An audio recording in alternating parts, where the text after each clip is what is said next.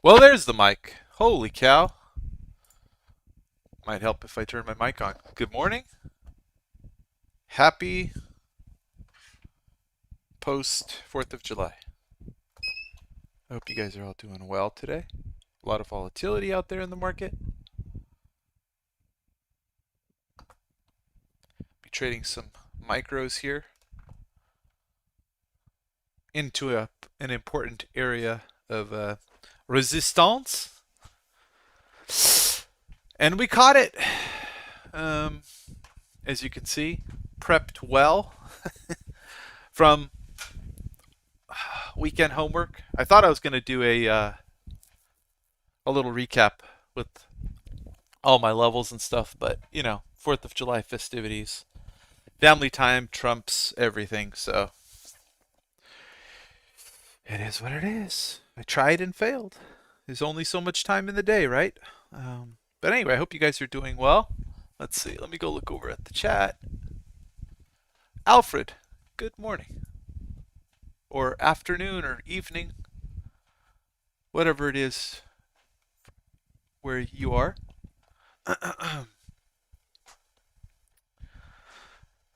If you guys are just stopping in, I would appreciate you guys hitting that like button. It gets more people. It directs more people into the room through the YouTube algorithm. So, and then we can have a party in here, and hopefully I'll make some money. We'll see.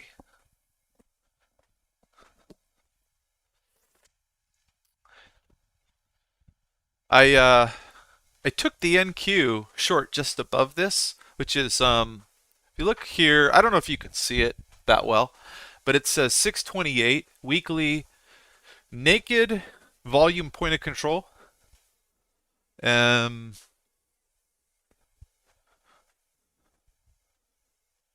anyway, I like to take shorts in this area, especially at first touch of area. So we just had a big kind of a shakeout candle here on the E-mini. And if you look over at the TPO chart, which let me click over to real quick, or real slow. There you go. So this top right is the E-mini TPO chart. And you can see that we're into this multiple profile low volume node. I do expect price to move back up into that area and test it, but often the first touches of those zones, you get a really healthy pullback. So today, initial balance is, we're only extending 50% of IB, and we've had a strong pullback. So it's very possible for us to come all the way back into 76. So we'll see. We'll give this trade a little bit of room. Again, I've already taken off. Let's go back to the other screen here. I've already taken off on the NQ a lot of the trade. Let me look here. Let me look at something. We'll just hit some. Thin books. There's no reason not to lock some in here with that really nice bounce. Get this ES position down to 10. We'll get the NASDAQ down to 5. I had the MNQ at 20. Come on. You can come back. You don't have to be like that. The algorithms are like, we will buy ahead of you at 65. Good for you. All right. Anyway, do we buy the sexy number, 69? Sure, let's hit it. Come back to 65. Come on. Let's fill that order.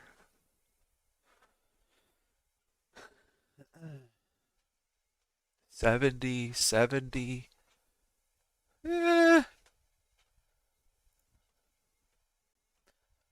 All right, well, you're going to force me to pay up. That's okay. Holding this little 10. SMA here on the NASDAQ.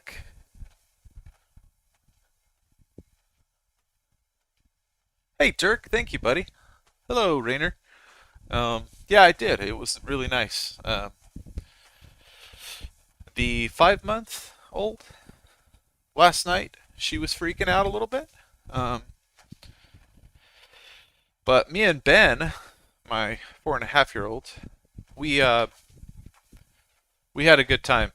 Fireworks on the street and stuff. Oh gosh, we already have such bad air quality, and then we go pollute it worse. But anyway, and then we walked around the neighborhood because the neighbors were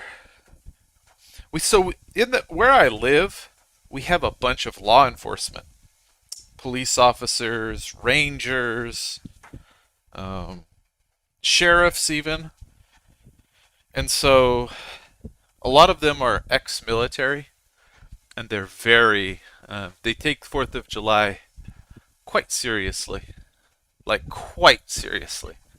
So they buy these mega fireworks and just block the whole street, and then the kind of all the kids from the community tend to, gravitate to whoever's putting on the biggest show. And it's cool. People take their lawn chairs out. Yeah, it's a nicey kind of time. Ugh. Anyway, all right. The E-mini came back up. If you look at the upper right volume bars, E-mini came back up. Is hesitating at this 50 line. So if we draw, let's see if I can make this work. If we draw like an impulse here and we cut it in half. Oops, caps are on. We cut it in half here like that. We're hesitating here. So sometimes you get trend continuation like that. And then this line here would be opening VWAP, 30 seconds. So we'll see. Doesn't have to do anything. Right now we are digesting. Oh, this NASDAQ came back, didn't it? All right, we're 5 short NASDAQ, 10 short MES here from 90 on the ES position. So the ES position was not as good as the NASDAQ position. The NASDAQ, I was completely focused on it because I have some lines drawn on my NASDAQ chart from sort of my weekly charts here. Here, let's see if we can take a look at that. ES, let's see, NQ, weekly TPO, right? So we had this one level from last week.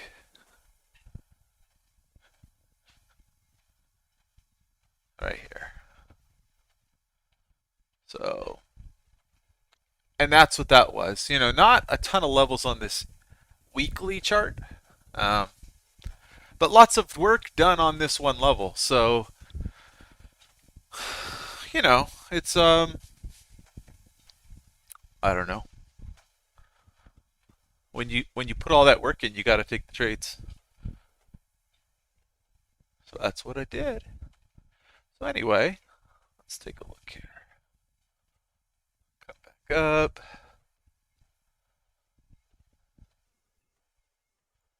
And then you can kind of see the same.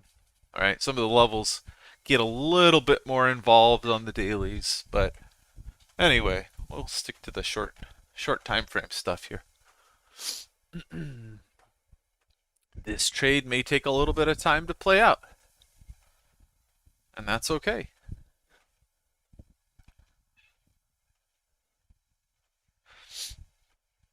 The best trades do often take a little bit of time, don't they? I mean,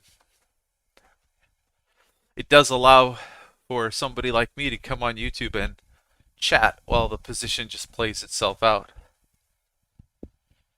You can kind of intraday swing, etc. You know what's interesting?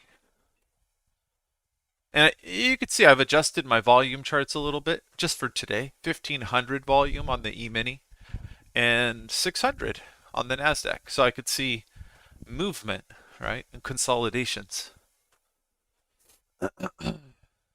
A little mini Head and Shoulders here on the NASDAQ.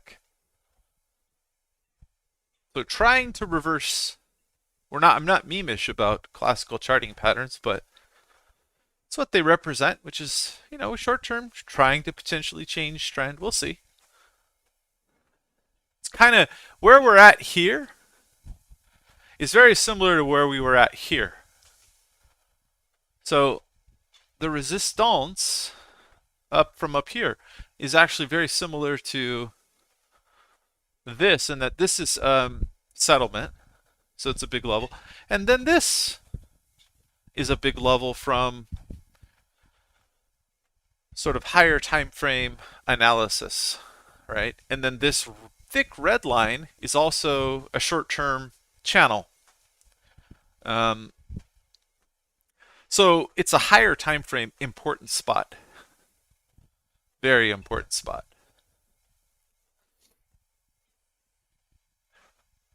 This is actually one of those positions you can kind of let it go underwater a little bit. And it'll often, on a higher time frame, it'll come back in. But we'll see. We will see. Above, oh, yeah, we're at the upper range here. We are at the upper range. Just looking at where is VWAP today.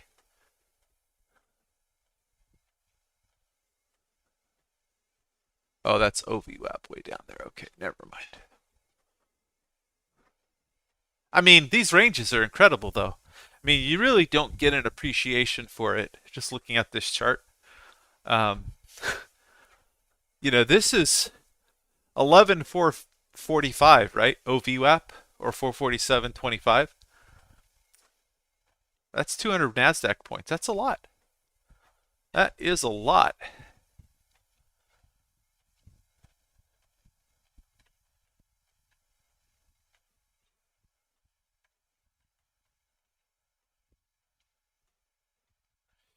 The Europeans, right at the, Alfred, I'm addressing you, right at the European Open, they ripped it. Here, let's see. And for those of you who are like, what, European Open? I don't know what you're talking about. I'll show you another chart up here on the top left. So, just so that you guys know, the E-minis are green and the NASDAQs are blue. Makes it easier for me. I can't tell you guys how many times I kind of get focused in on a chart thinking I'm executing on the E-mini and I'm actually on the NASDAQ and vice versa. So trying to simplify things by color separating things. It's useful to me, but it takes time, to work on this for 20, 30 minutes at a time in my downtime while I hold my little girl and she gets upset with me. She's like, Daddy, what are you doing? Anyway, so this is an area here.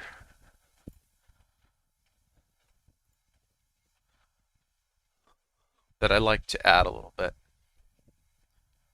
It may go against me short term, but short term, I may be able to get some compensation here. Big volume built into this 9250.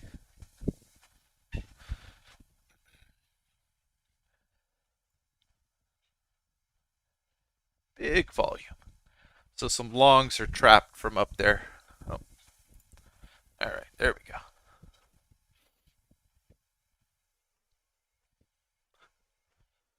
Same thing with the NASDAQ here. 6, 7, 8, 9, 10. All right, there we go. But who knows? Who knows who's playing there, right? The strong. Oh, we're not seeing it. Let's see. Got to keep switching screen. The strong players. So I'm just looking at this node here. They might be long from here, right? Or not. We'll see. You never know. The idea is that there's longs trapped in this zone right here. And so let's see if we sell down, right? Highly volatile market, so moves sometimes more um, than what you expect. We'll see. Let's see. So we added some NASDAQ. Yeah, this is fine. This is fine as the building burns. What was I talking about? Oh, yeah, so on the European, let's see, hold on. Just flipping around my screens here. On the European session, which is right here, that yellow line, how it says EUR, stands for European Session Open. You see how price went at the European Open and they just whoosh, right? All the European traders went, oh, this is juicy. This is juicy. There was quite the battle in here. Anyway, this is that pre-market right here, low, here at 01s. It also happens to be a multiple profile LVN, so we're now filling that in a little bit. Come on. So I like to add a little bit. Don't play too big for your britches, just add a little bit.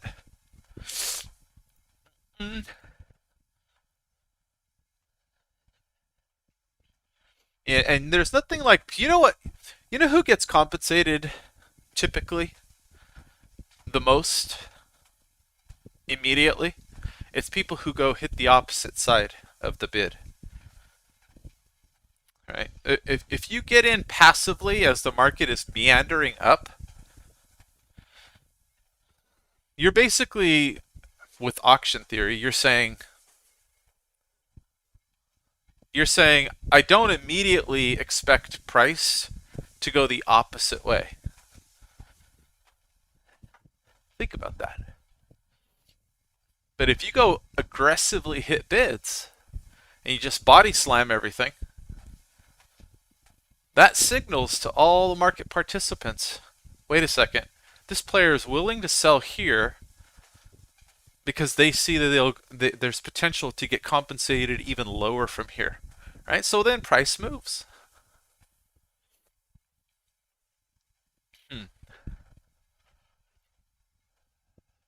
Anyway.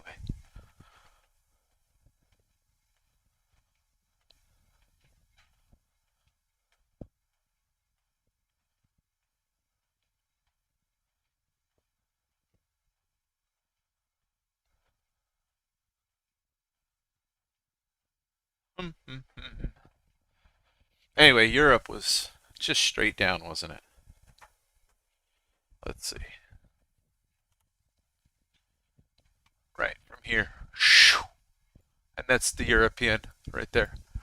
If you guys are like, what? What is he talking about? Just straight down.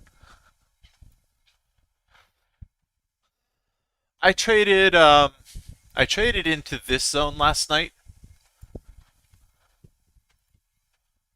I went long here, and I got out for here and here into T plus. So settlement, right? And then I bought pullbacks right into this zone. And you could see here, there's a note, and this note says for a 626, it's weekly, so it's based on a weekly chart, squeezing and holding above targets 3,900. So we did squeeze. That's just a weekend note. I didn't add it after the fact, right? It's a weekend note. So we squeezed above. We tried to hold and then we failed. It's not a good look for longs, just generally. On a higher time frame structure, that's a bad look, right? The fact that this zone, which comes from weekend analysis, exists, and according to how I think the market should move above this zone, we should have kind of come in, maybe come back to T plus 2 or something, and then ripped. But we didn't rip. We just sold right back through. right? Even came through here and just whoosh. So we're right here at resistance short term, right? This is resistance, right where we are. So let's see, right? We now have this kind of a trend line down here. You break that trend line, they're going to give up. So probably come back into this zone here, kind of low volume. Maybe find support here, short term. But you know, bear market. So we'll see. Anyway, let's go back to this top right here.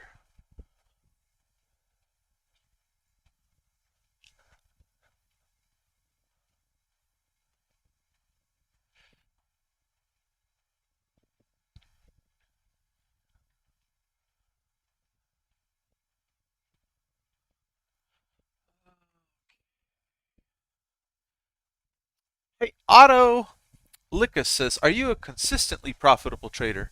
You know, anybody could say yes or no. I'm going to say yes, but go back and watch all my live streams, and then you'll know. That way, you're not taking my word for it. Alfred says, "I call this setup Berg und Taliban."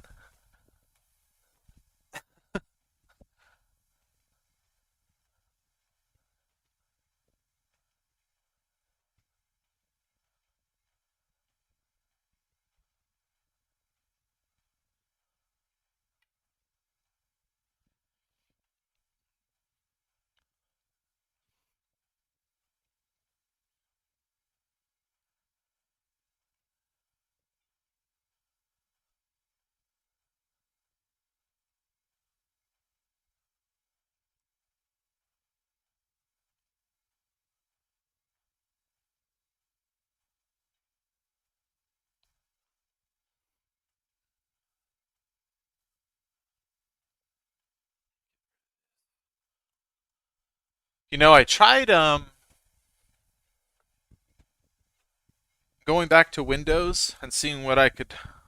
Yeah, because I've got a dual boot, meaning I've got Windows and Linux both installed on this PC. I went back to Windows, giving it a shot again. Why is Windows such a crappy operating system? Why is it so bad? It's terrible. It's just terrible. I've now tried Windows 10, 11. It just doesn't compare to Linux. Linux is so much faster. It's not so heavy.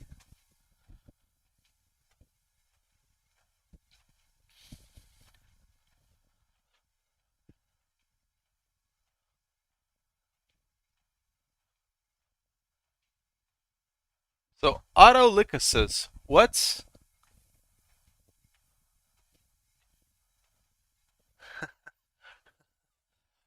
your opinion on programs like Top Step? Um, well, I have a question for you, Autolycus. Would you trade your own money like you trade Top Step?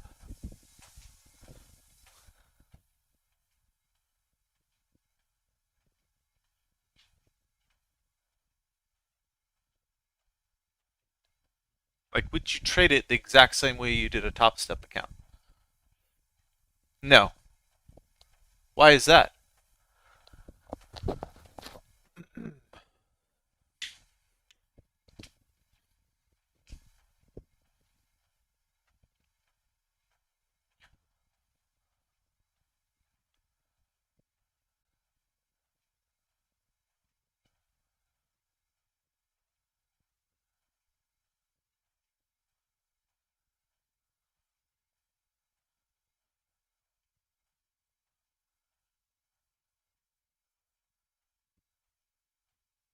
Yeah, but from a so Autolycus from a strategic perspective, right? Like, does it make sense for you to trade your own account the same way?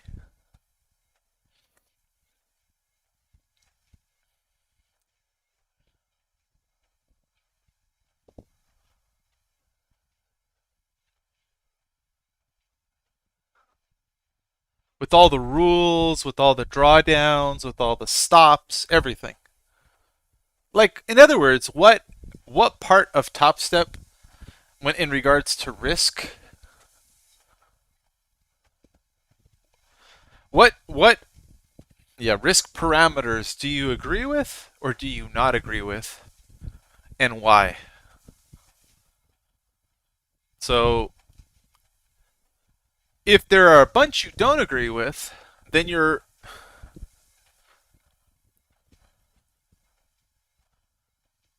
sorry, I'm looking at price action a little bit here.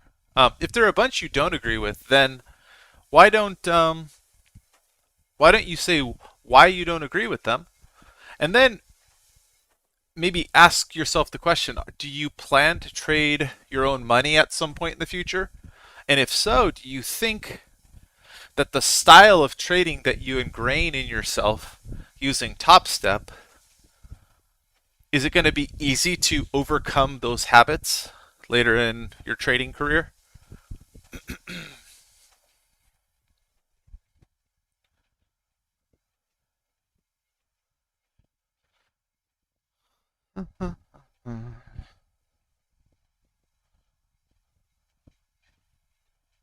I don't know. People are different, right? Some people can go from one style of trading to another, but I think the vast majority of traders um, really struggle to go from,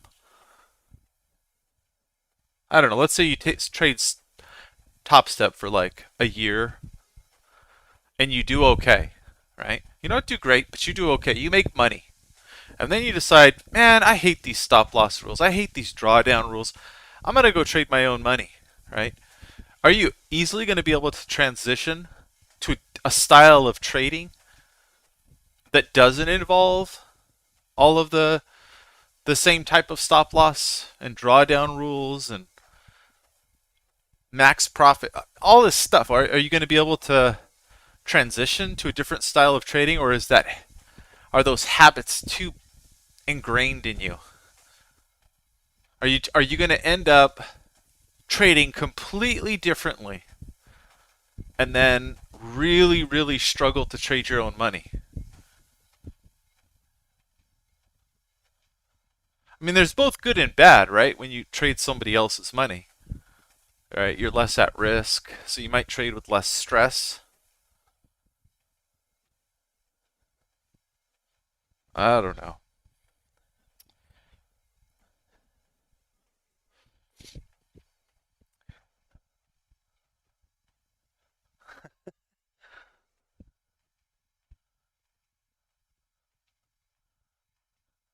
Yeah, Alexander. I don't know. It's to each their own, right?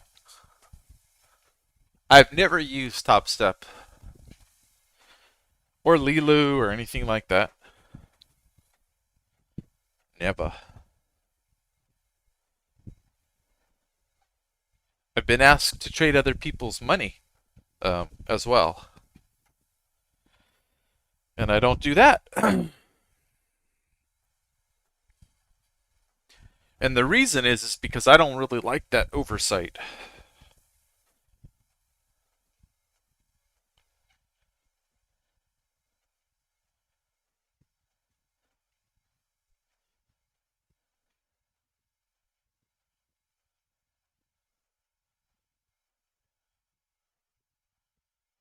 But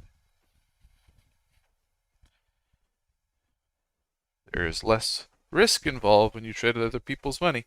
I mean, how many hedge funds don't really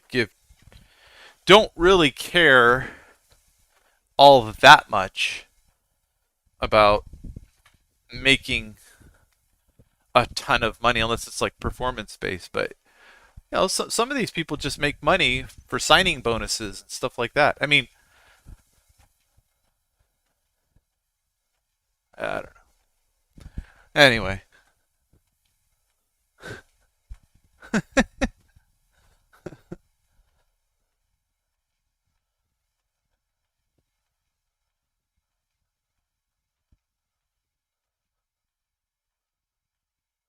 Yeah, Giacomo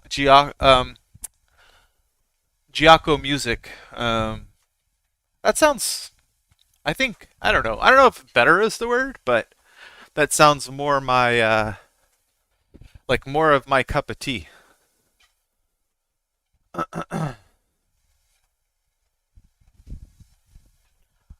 So everyone gonna lose their minds if we go and bust through um, singles here on the E-mini.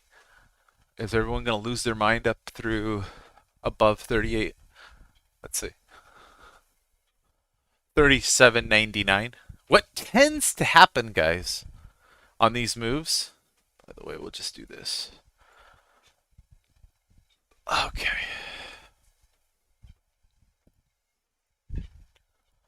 What tends to happen on these moves is hold on. Need to just adjust this position I've got going.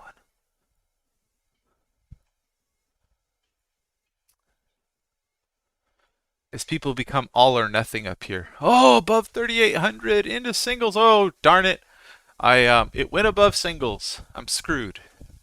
But what sometimes happens is you get a brief touch into like 3808 and then the market just rejects it and says, no bueno. No good. Let's see.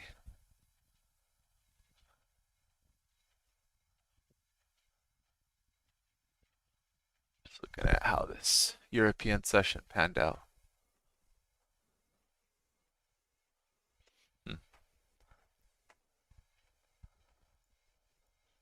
All right, now we got to move it back to the other screen so you guys can see what I'm doing. All right.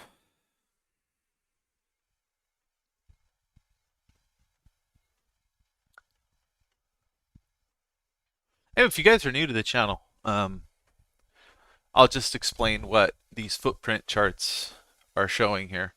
So we'll just adjust these a little bit. I'm on a treadmill walking, so my dexterity is not great at the moment, but okay. So this footprint, so you can see the candle bodies are outlined here, and within that body, right on the left side is delta. That's ask volume minus bid volume, and on the right side it's a volume profile. So the deltas are shaded according to like higher delta relative to what went on in this local session, like the regular trading hours. It's going to be brighter green. In other words, you could say that buyers are aggressive there, but there's also passive sellers filling right there. But ultimately, you can think of it two ways, right? You can think of it as passive sellers willing to sell and aggressive buyers willing to buy. So that's what that is. All right, and then this right side is just a volume profile. Then of course you've got your real body, candlestick body. At the very top here is the bars delta. In other words, it's the total delta just for this one candlestick. All right? And at the bottom is the cumulative session delta. So it's the ask volume minus the bid volume for the whole session. So ask volume is volume that is transacting into the ask on the best bid and ask. So it's aggressive buyers, we'll call them. And then bid volume is volume that transacts into the best bid. Right? So into that direction, into the bid. So when you get ask volume minus bid volume, that is positive, that means you have more ask volume, right? So you see how the cumulative session delta, which is, it's always changing in real time. See how it's positive? So there's more buyers today. Plus 9,000 cumulative delta. So that's what that is. This yellow line is the 5-minute 10 SMA. It's overlaid onto this chart. Sorry, hold on. 1, 2, 3.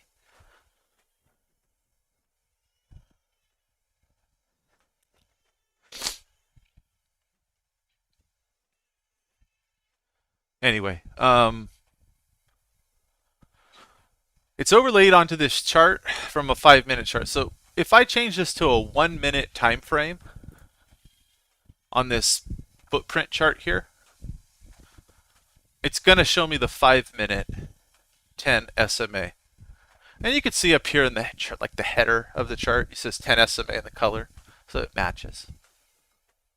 And then down here at the bottom, this is the bar's total volume. And it says it clearly, right? Bar volume. So the bar volume. And this is volume per second. Volume per second tells you about the activity of price in that bar. So, think of it like an auction, right? When a lot of people are buying and selling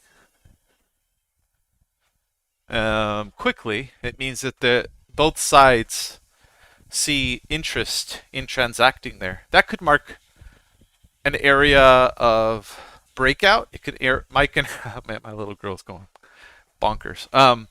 It can mark an area of a breakout. It can also mark a high or a low, right? Something like that. Sheesh, my little girl's going bananas. Her name is Sophia. I want to go out and talk. Say, calm down, girl.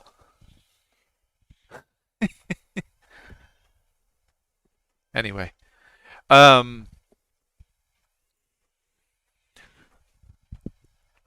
so now we've covered the footprint bars. We've covered the bar volume, the volume per second. Nice pull back into volume and now bouncing more. So great. If you're a bull short term, it's behaving. And they've put some volume on the 3800. Anyway, enough of that. Let's widen this column out. So over here on the right, this first column here is the regular trading hours volume profile with net delta at the tick. So you see how this gives me different information because it's accumulating all the delta across every price for the whole session. So that's ask volume minus bid volume, but at delta. Then the outline is for volume. This right side is the same thing, but it's for Globex. Now notice in Globex, we have resistance right above us here. All right, so then the next column, this is kind of an on-chart DOM, depth of market. So these are the bids in the buy column. And then the limit orders on the ask side, right? Or the ask limit orders, they're all lined up here, right? Here we go.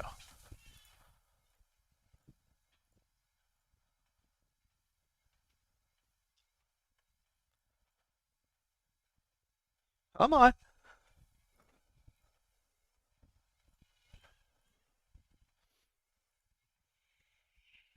Jeez. Jeez, Sophie. Calm down. um Holy Toledo, she's going bonkers. Let's see, USA. That was a super low volume. All right, so that's fine. Okay, we're good. That's fine as it burns to the ground. That's okay. All right, so then that's the Globex volume profile. So then this next column, so here's price. There's the bids, the asks. This one is recent bid volume. And that's kind of volume that like recently transacted. And for me, I have a 30-second look back period. So in other words, after 30 seconds, if price hits this area again, it'll reset these. So it's a way for me to scalp and look, there's a ton of interest building here. The bid side, there's absorption. The ask side, there's absorption. You see that? So this is the ask side, recent ask volume. And so you see these sort of the profile kind of goes out. And you could see it in the volume too. See how the volume bars are building out? Now it's turning green. Right? So it's showing me a high concentration of volume. Now, this footprint is going to show us the net deltas here. This is showing us the bid side. This is showing us the ask side. All right, lots of interest to transact up here. Tons. Okay, so stops hit just short term. And also buyers willing to buy above this zone right now. That's okay. That's actually. Oh, and now look, we have a 350 lot bidder here at 85.25. Gonna go hammer them. Ugh.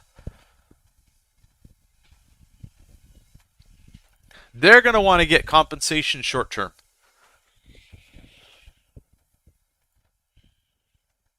There we go. And they came back in. Let's see if they refill the zone. So that was 350 lots that filled up there at 80.05s. You see the MBO flash there? 10, 10, 10, 10, 10, all each side. Real interesting.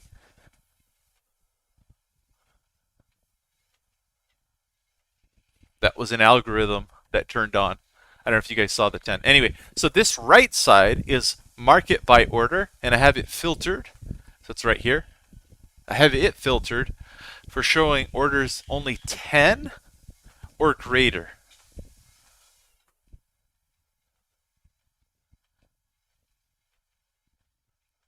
There's the 290 there at 86.50. So they're trying. They're trying to defend their 85 here. You guys remember the 85? Now let's see if they go fill though. The volume per second is now increasing through here. So you got to remember that goes both ways. Here, hold on.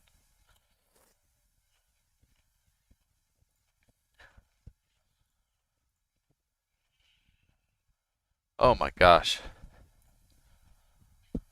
There we go.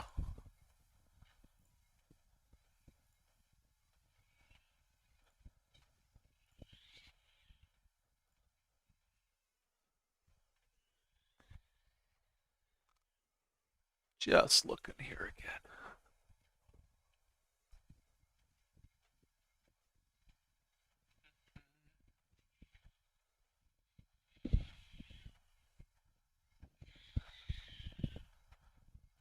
My little girl is going bonkers.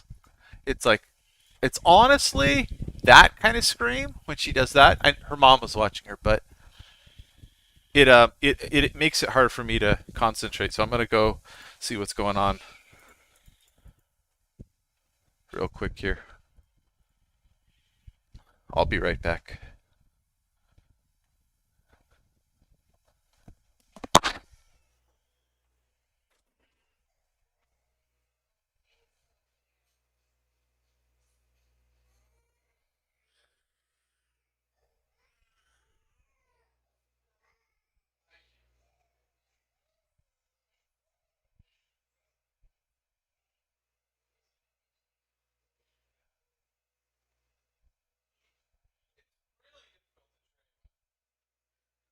She's that loud.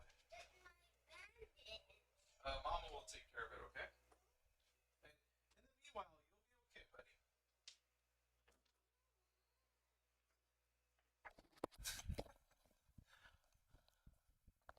I walk out, man. I just walked into the line of fire out there. Holy Toledo. Anyway.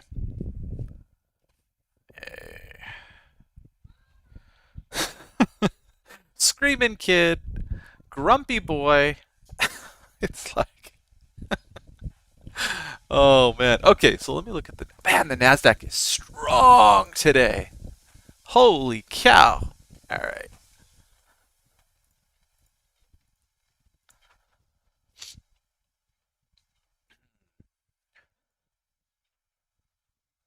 Here come the sellers.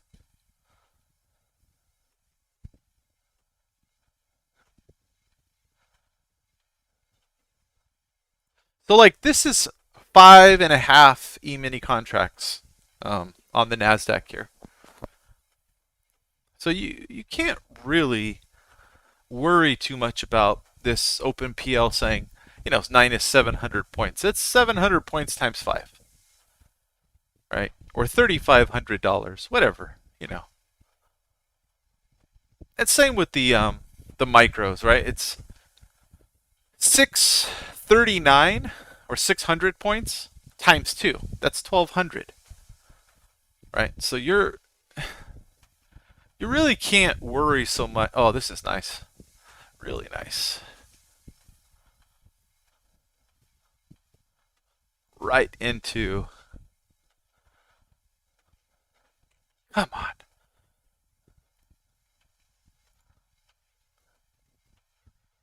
Now six. All right. 6 e-mini contracts short. 6.5 e-mini contracts short. We're going to go punish everybody right now? 7! We got liquidity above us now into 15s.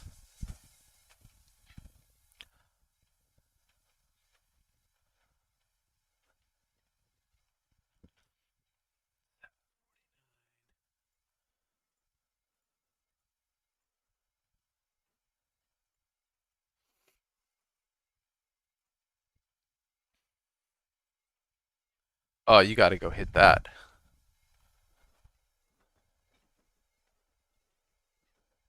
They just lifted the 150, 160 lots on the NASDAQ trying to buy this level up here.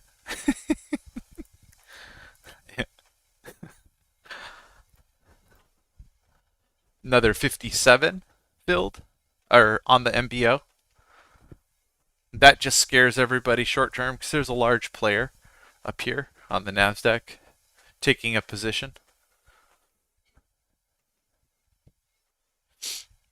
Hmm.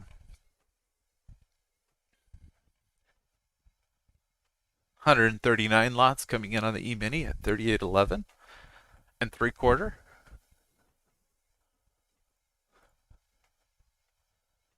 All right, up to 7 E-minis now. 7.1 E-minis. All right, we got the 38.11.75 player filled for 139 lots. On the bid.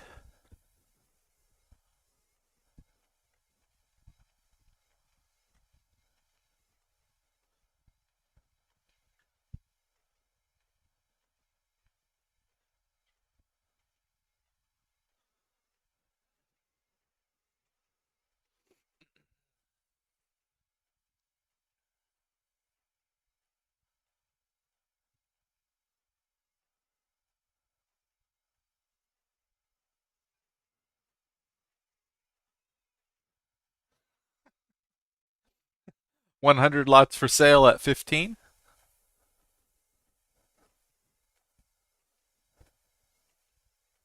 He only filled 15 of them. Let's see if they chase down. They're FIFO. They don't have to worry. If they pull their order or move it, that's a problem. There they go. They're filled at 15. So that level now has about a 250 lot ask imbalance or ask side imbalance. So buyers are a little committed there at 15. And you can kind of see it here on this footprint. Very bright. Potentially trapped. We'll see.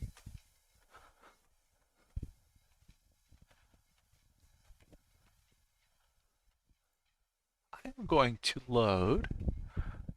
You guys don't see the TPOs. Okay, good. We'll turn off the European session here now.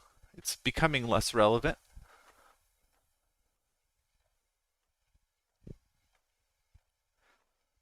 Yeah, we're just gap filling here now on the mini. Here at 15.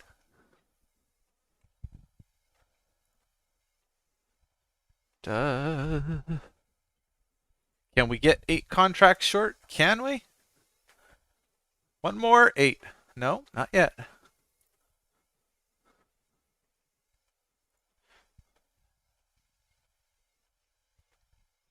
Nah, we're 8. Okay.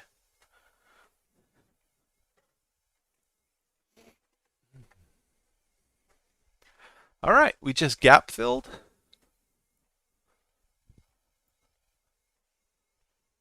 Let's see. Now into that massive volume candle. Oh, I like it even more.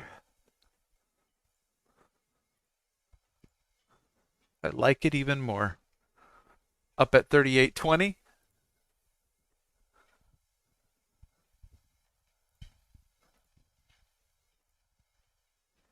And we get 10 contracts short.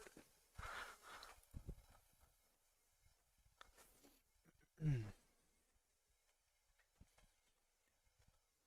the Nasdaq's right there as well. Okay.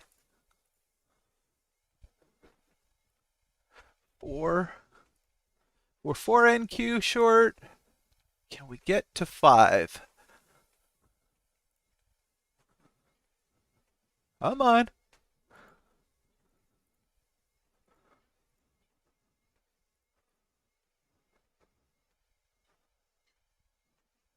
Getting close. Come on. 2. 2 left for 5. All right. 5 NQ short. Where does the pain end? When the last short capitulates. 3,000 positive tick here. So big tick readings. That's a NICE NQ Amex tick. Thing on Sierra chart, it's NICE market is the ticker symbol. Anyway, back to the chat. Let's see.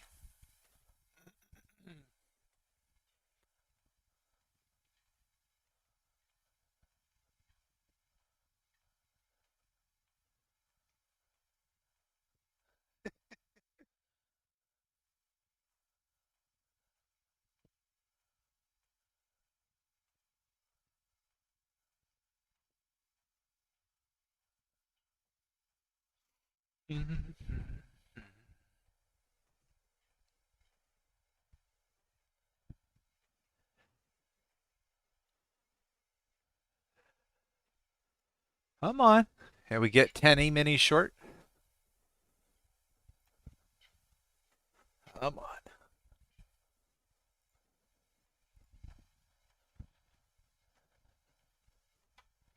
You know, I've got 4 DOMs up on my lower 49-inch screen.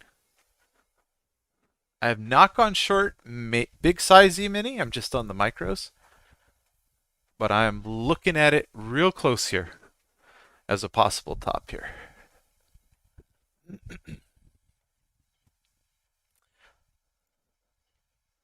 99 bottles of micros on the wall. All right.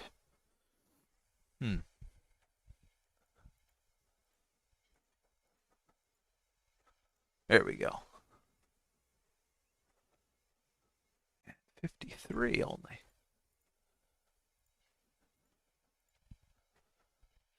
55. Come on. 57. You know, the Bears have been getting out for full force over this over the last week or two.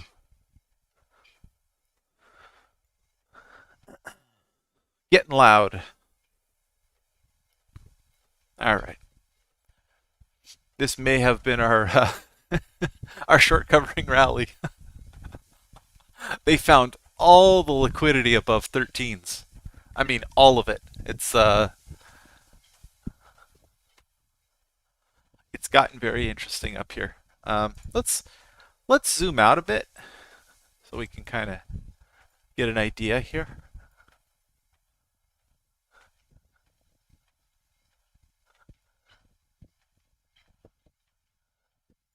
T+2 above here at 27.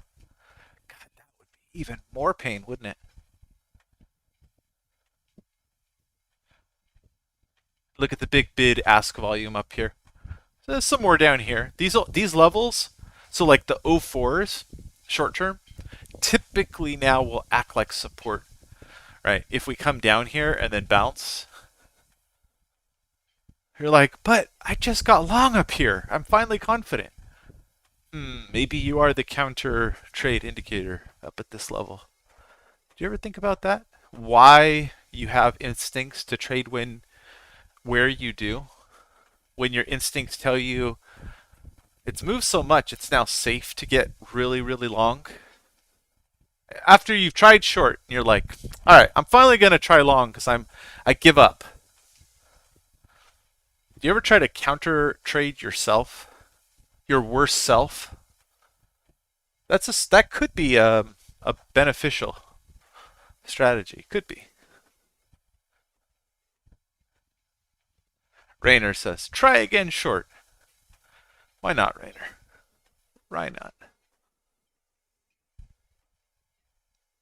I like us going up to 26s, testing T plus 2, then rejecting.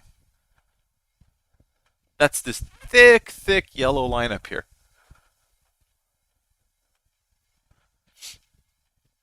But, you know, and then on the NASDAQ, I like us coming back to 78. I mean, that's 16 points ahead, above us now. Let's see.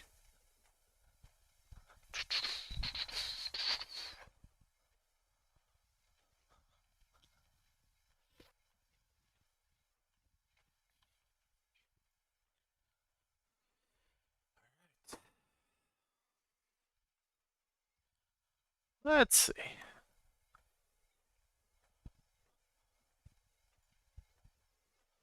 This is also on the NASDAQ up here. This is naked VPOC and naked TPOC. That's what this is, this zone. So the VPOC starts from 65 and the TPOC goes to 86. So you see the movement around here right now? Quite a bit of movement. And a maybe a pause area. Who knows? Or a reversal. We'll see. Rainer says a lot of stops above. There are a lot of stops below right now too, Rainer. Because if you're not taking profit into this, and you're getting long, and you're just waiting for moon, and there's a lot of traders that do that. You're just waiting for moon, well, your stops are going to get hit down here too. Same with this. As you get closer, so you see this is thick volume, then pullback, thin volume. So as it's thin volume, that means there's positional players here. As we travel through thin volume, it'll act like a vacuum a little bit. And then it might bounce and fill it in. But a lot of the stops are located down here. So now we're building volume right down here into 1415s. You could see it. And you see how the, well, maybe you guys don't see. Got to zoom in a bit. You see how the recent bid volume resets as we hit it? So all this hasn't been reset through here. That's what exists through here on the way up. Those are the longs. So right here at 1275, there's an imbalance to the ask side. So let's see if they try and defend some here, or if the longs all stop out in one big. There you go. So we got stops right there at 14. Now, as we come back and shorts were wrong in through 08, they're all going to look to probably cover. It's just how it works. All right, you see the ask side volume, very thin. You see that? And you see all the MBOs. There's somebody looking to fill 70 lots. They're probably short. Or maybe they're trying to get long in through this LVN essentially. An LVN of recent a recent ask volume. Whatever.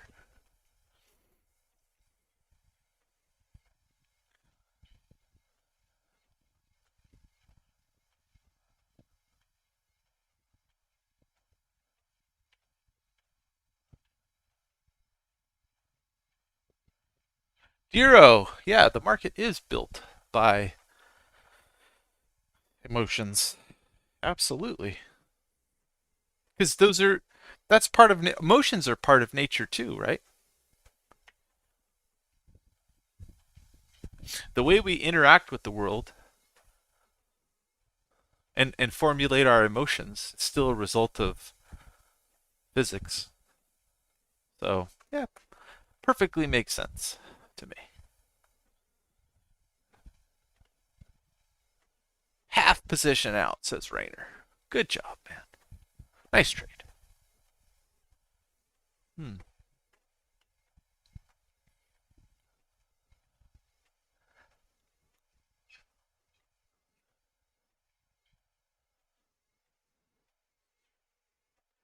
So just look at the way the market moves, guys.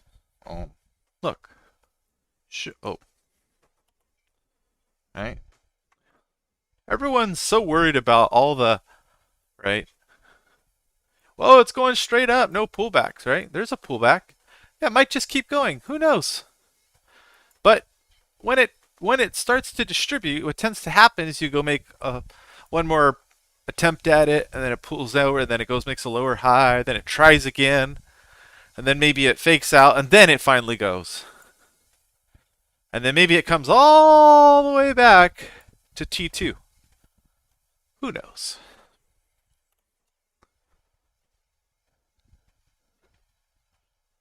But there are many more moments left in the market.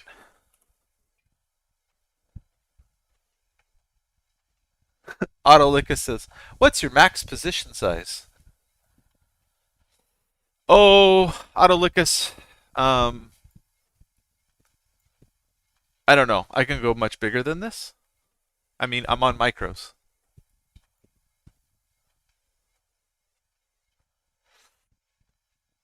I'm done trading E-minis today, or at least I think I am.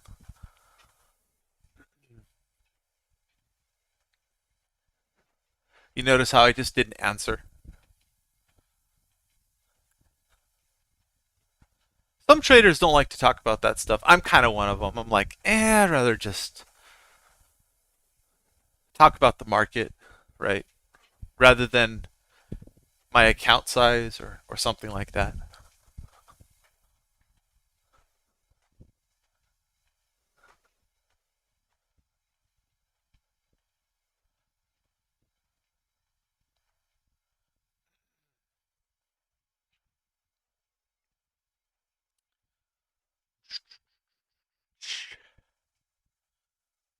So we took out that poor high on the NASDAQ from June 30th, by the way.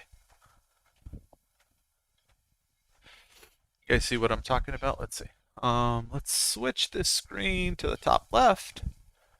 Right, right here, you can see the notes up here. And you can see that, it's from here, essentially, which was incorrectly marked. Is that? No, 630. No, 629. Huh. 629, poor high. So I made a mistake on my, we can get that off here. We made a mistake on my weekend homework. Anyway, it's gone now. Removed. We took out the poor high now.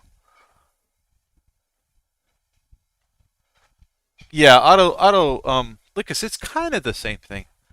What if I told you I could trade X number of E-minis, right? Then you figure out the margin and you're like, "Oh, he's a baby," or something like that. And then I feel like my ego's small and I'm like, everyone knows I'm a baby now. So I'd rather not talk about it. Tell everybody I'm a baby. It's just not important. But what is important is that we manage risk. So my um, I will play with a max loss size of account on E-minis of 3% per trade. You're like, what? That's crazy. it works because of how I do Monte Carlo. And as the so that's as the if it's a high conviction trade, 3%. A trade that isn't high conviction, you're like, well, why would you take a trade like that? Because I trade pretty often. Um, about 1% or smaller.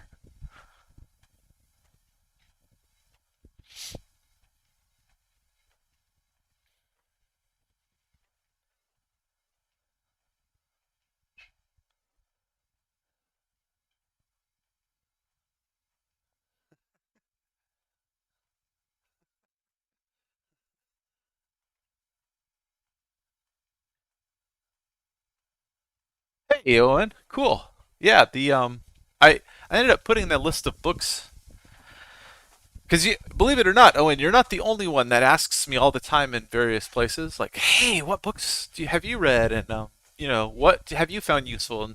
And so I end up repeating myself. And I had on Twitter a list, but when it's over like a year or something old, sometimes Twitter doesn't allow you to find your old tweet.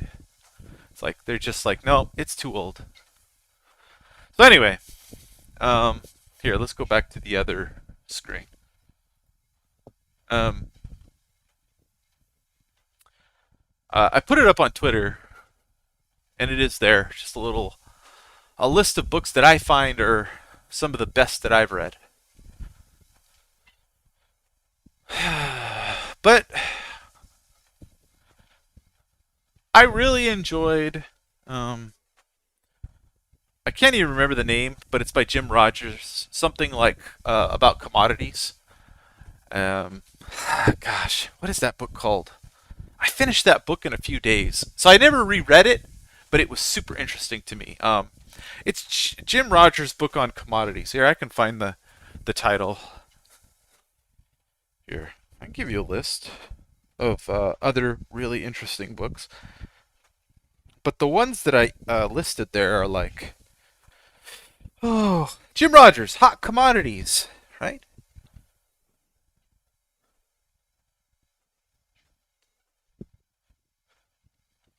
Also, the Davis Dynasty was good. Um, let's see. Ray Dalio's The Changing World Order was great. Nicholas Darvis's How I Made $2 Million in the Stock Market, excellent. Um, How to Make Money in Stocks, The Winning Strategy and Good Times Are Bad, William J. O'Neill, fantastic for swing trading. I've read it. Um, Read a lot more, but I'm only recommending the ones that I really liked.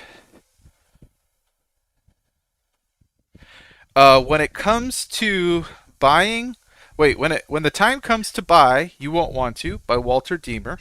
That was really good. A lot of wisdom from somebody who's been around markets for many decades. I really enjoyed the book Pitbull, um, although you, you'll get a lot of wisdom from his book, but it's not going to be chock full of like technicals or anything. You'll find some in there, but it's an interesting read. That's all. The Market Wizards series, I've read a bunch of those. If you like fiction, Flash Crash was awesome. I like also, it didn't make the list, but I do like Think and Trade Like a Champion by Mark Minervini.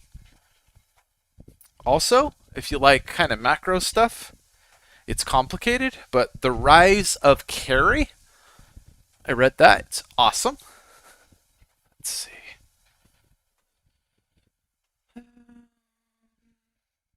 Ray Dalio's Principles, awesome. Jack Schwager's A Complete Guide to the Futures Market. It's an expensive book. When I bought it, it was many years ago. It's probably 75 or 80 bucks. Um, it's probably gone up with inflation, so that's an expensive one. Mm, let's see which ones. Which ones did I really? I've got way more books that I've read, but not really like worth mentioning. I mean, I've read books on candlesticks um, like by Nissan, Steve Nissan. Like he's the one that brought them over from actual candlesticks from Japan and introduced them to in the United States way back when. Uh, so lots of all those candlestick patterns. You don't hear me talk about them very much because I've forgotten more than I remember. That's the truth. I wish my memory was better for things that I don't find super interesting. But that's the nature of memory, isn't it? You don't use it, you lose it. Yeah, that's about everything. Let me see that I should mention. I should go into my Kindle real quick. Hold on.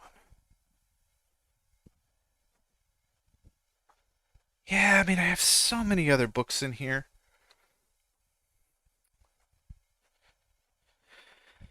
Uh, I don't know. I read this book, The Seven Habits of Highly Effective People. I think that is actually relevant to trading too, even though it's not a trading book.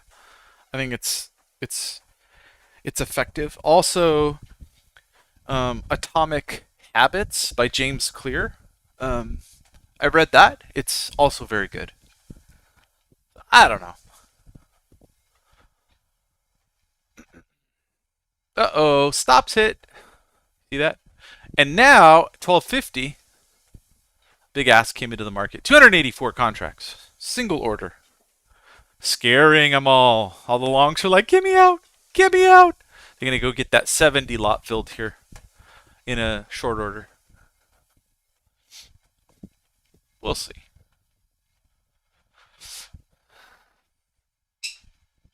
Did they lift it? Yes, they did.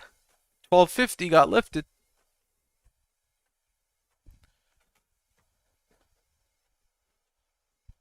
And immediate aggression to go hit bids. So they can go take out the little. There you go. Took it all out. And 300 on the book, on the ask at 10. Someone's willing. Last time they filled. What happened?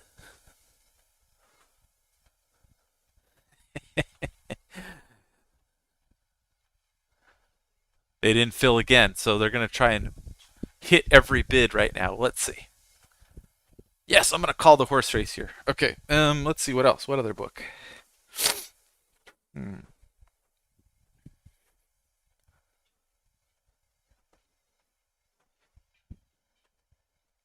Another book that I found interesting for trading is called Educated, and that's by Tara West. Sorry, Tara Westover. I don't know. That was a great book. Anyway, lots of book recommendations here. I'm glad you enjoyed the small list.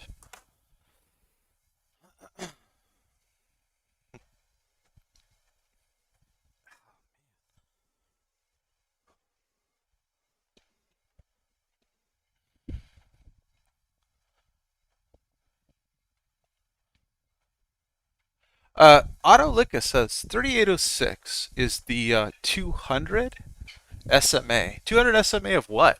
Um, on what time frame? Autolycus.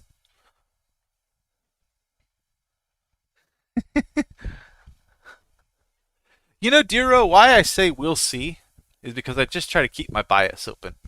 We'll see, and not worry too much about what's going on. Like, yeah, we'll see. Who knows? Because people that are like, this is going to happen and this is going to happen.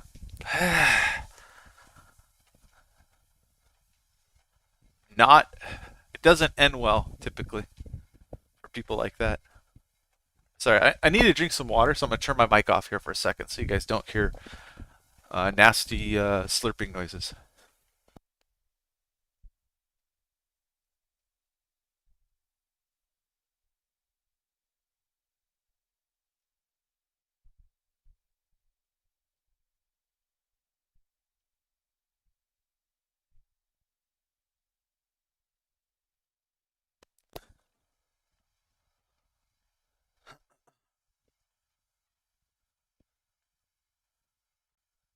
Giaco, it's not homework. I mean, if you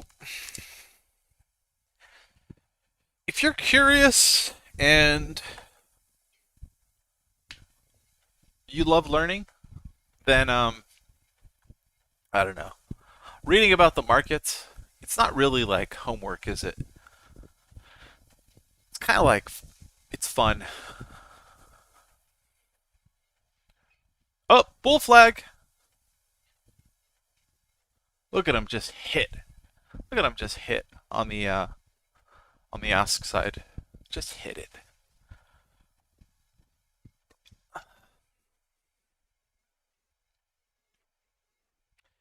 Big ticks 3,000. So some stocks right now are really pushing up. We're really pushing up the markets. So we'll see. 1450 just had ice. Did you guys see it? You're like, what? Yeah, they turned it. It turned on really fast. Let's go look at. Let's go look at my my index here on TOS charts multi-view. That's Baba. Oh, Baba. Baba looking good. We called Baba for a long the other day.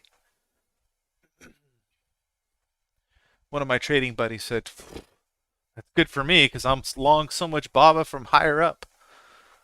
Like, well, your supply, I want to be selling before you. I didn't make him feel good, but it is what it is. What's going on with this symbol up here? Come on. There he goes. Waiting for data. Seriously? Toss is like think or swim. Toss. Toss is like thinking. Did I put a bad formula in? This has worked forever. What happened? Let's see. This times this times this times that. Yeah, Apple ripping. Apple into resistance here at 141.83.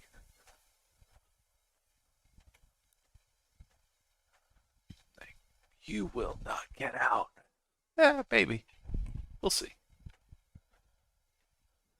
You still have to, you got to take it on the chin sometimes. So we came into this really tightly consolidated zone and now we've bounced. We really bounced on very low volume up here into 21s.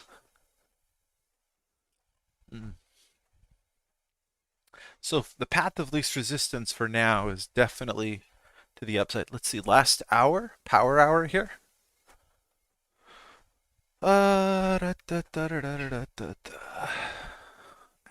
There. Let's see what these other guys are doing. Poor coin. Look at Coinbase. Anybody remember the guy from Portugal? What was his name? Dirk. Do you remember the guy from I knew RTHI. Do you remember the guy from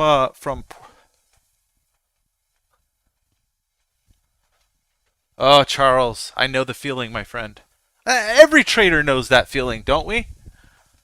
Hindsight is one heck of a torture device. What, Dirk? Do you remember the dude from Portugal that turned us on to ShareX in the old Discord that I no longer have?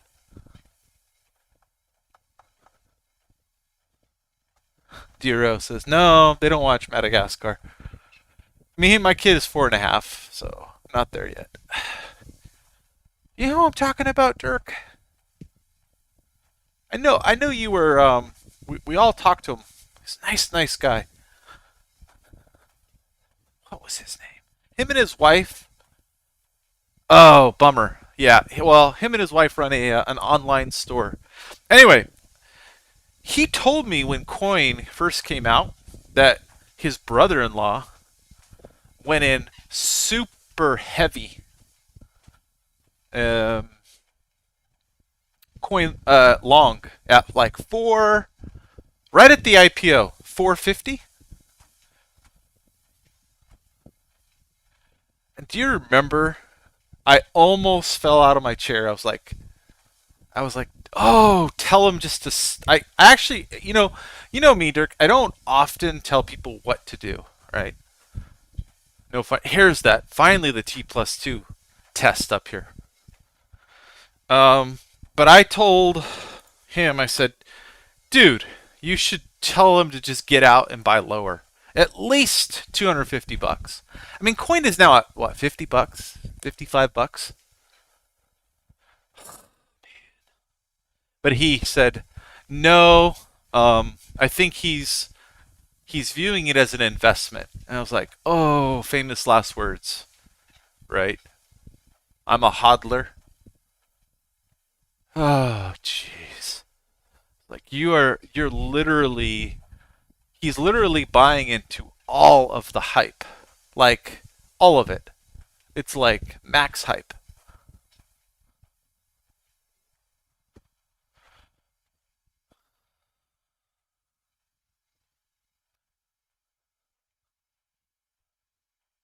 Thanks, Zero. I'll bet you my 4.5-year-old boy would like it.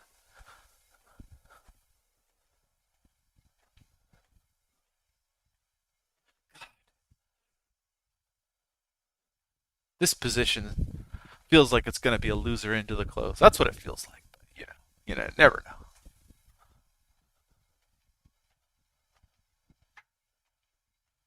This one might turn into a swinger.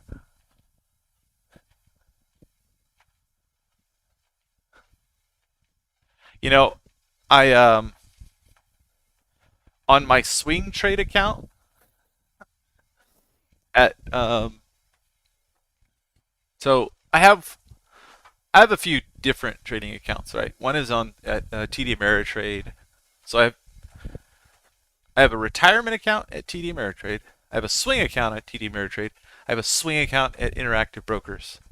On the swing account at TD Ameritrade, I'm long QQQ shares, and it's kind of like I just keep buying them as the market declines with the profits that I made from last year. So I'm kind of like dollar cost averaging.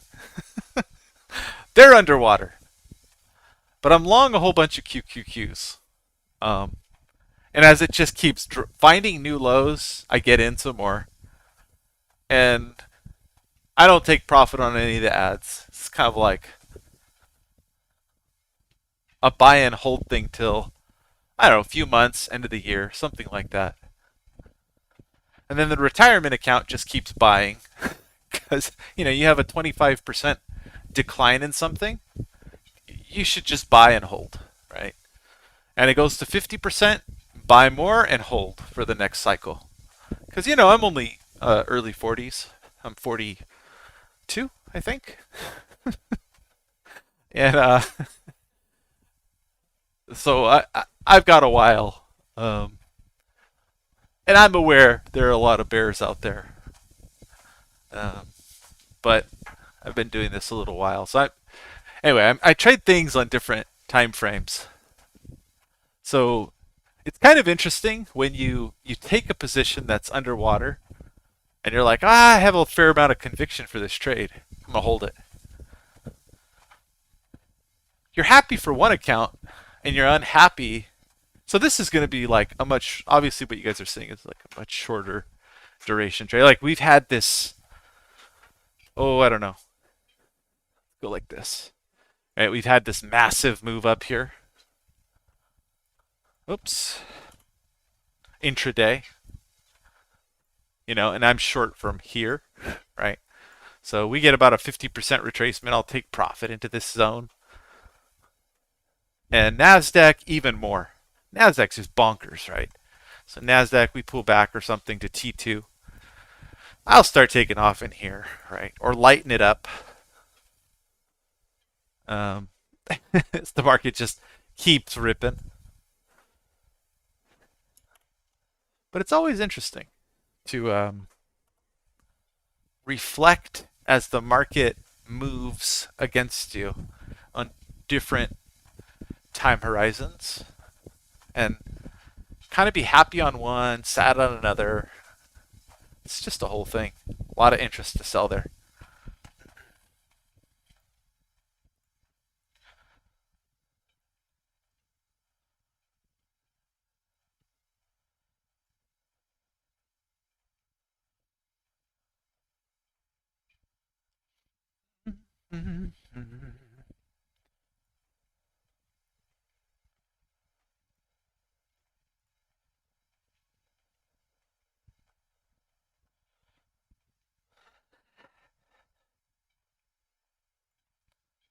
I'm on. Short, short 11 e-minis through micros now. Anyway.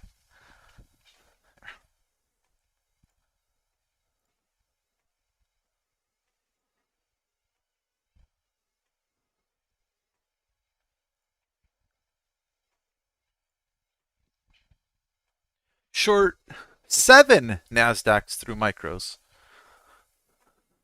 There you go. Anyway, back to the chat. Enough of all this talk. What a nice relaxing stream. Haven't gotten into too much tactics or strategy today.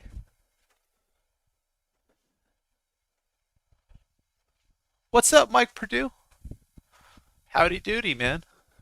Let's see. Oh, Diro says, I still think you're younger than 42. I don't know. Did you hear me say howdy doody? That's not something a young person says.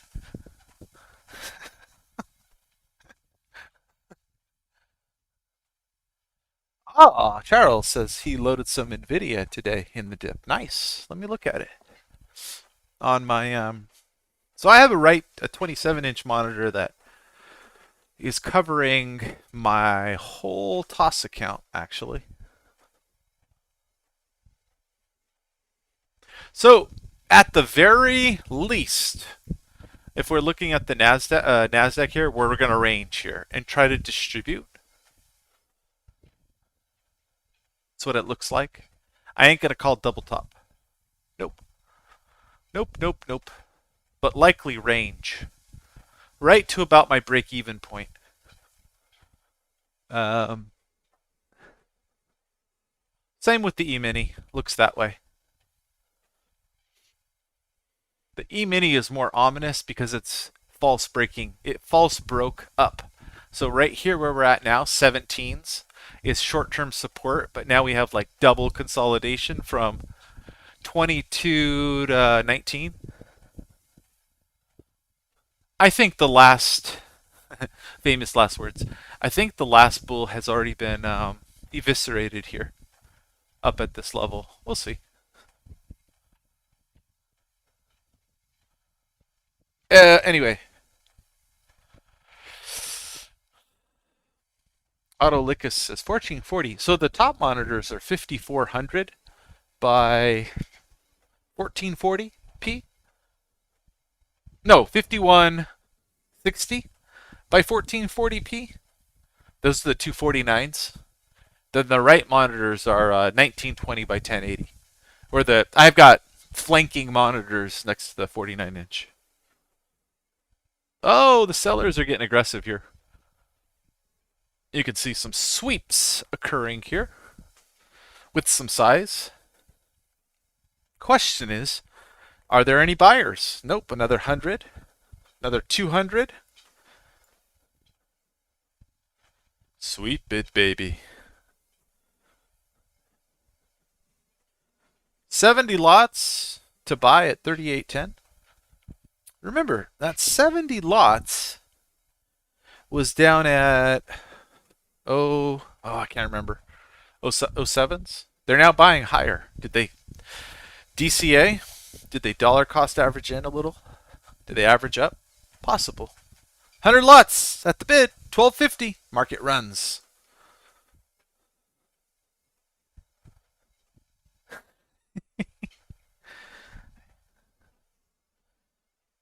Oh yeah, market runs real fast. That's awesome. That is awesome. Hmm. Let's see, 1650s? Yeah, about in there.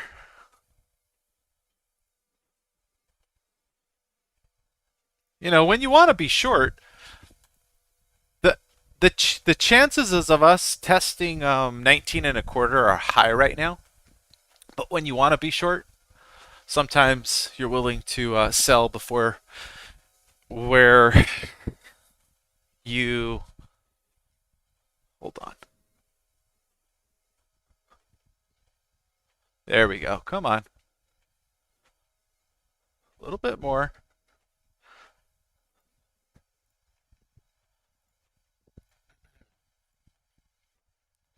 Yep, they're going to go hit it. Maybe even 20. Maybe. Let's see.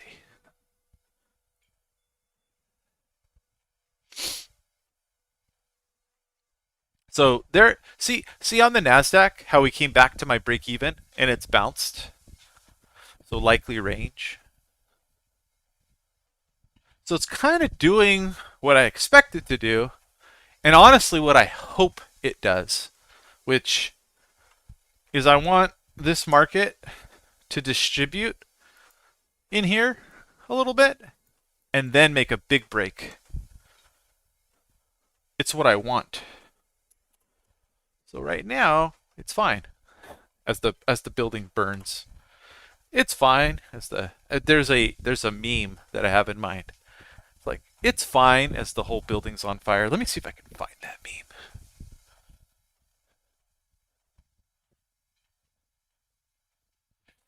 Hmm.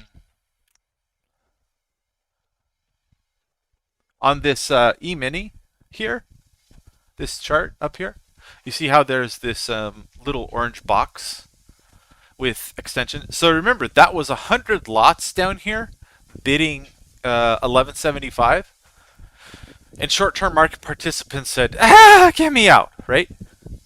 So that bid caused this market to rip straight up, back through zero prints here, up here. That's this orange. And so that was just very aggressive buying, but there was also aggressive selling already there. So higher time frame sellers who see value here are going to keep selling back to that point. And all the short-term vol traders are going to be like, "It's going on. These moves, they're going and getting my stops." Well, it's just volatility, guys. I mean, the range is big, so whatever.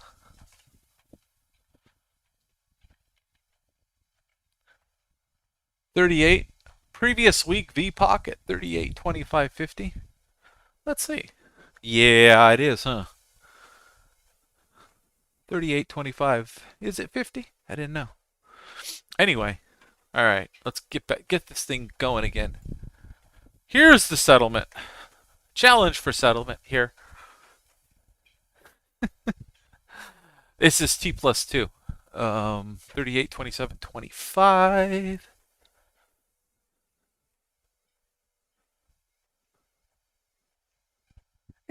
It's not a massively heavy settle, but you can see right here on the RAVs, right? This column right here.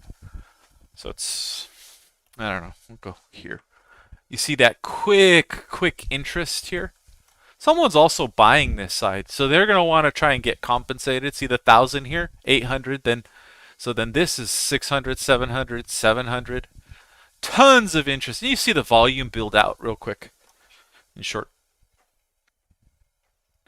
These are great areas to put on risk if you have I don't know, if you have a thesis about the market in a larger direction. Because, like, if we come up, we rip the settlement, and then we come back down, we rip through that level. You got all these zero prints here. It can get really interesting fast.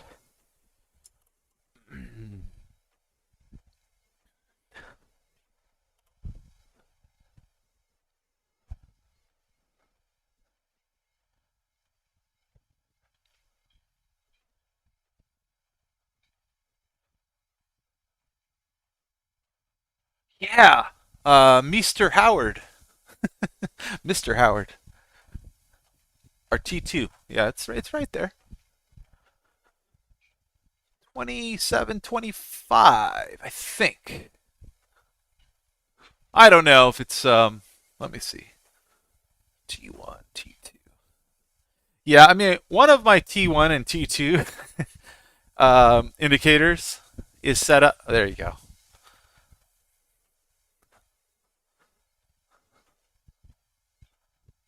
One of my T1, T2 indicators is here you go.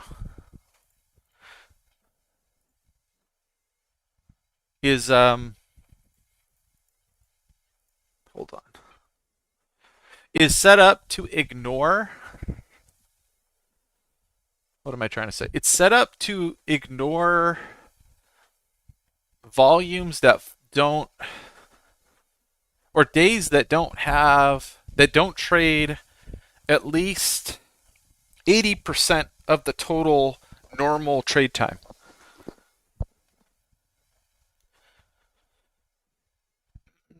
But not all of them are set up like that.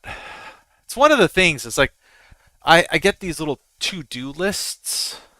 I have these little to-do lists. Liquidity grab. That's an old note. I don't need that there. Hold on. And I just don't get to some of this stuff. I have tons of to-do list stuff in Sierra Chart. You guys don't even know. The list is humongous.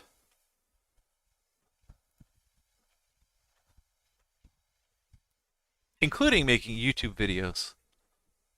But it's trying to find time for that is oh a struggle at best.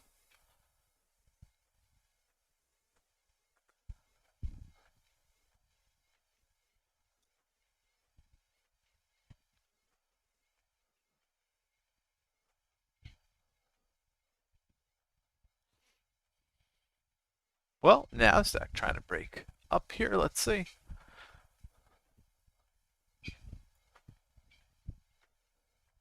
$628, bottom of singles up. I do think longs are going to be very disappointed here. If not today, tomorrow.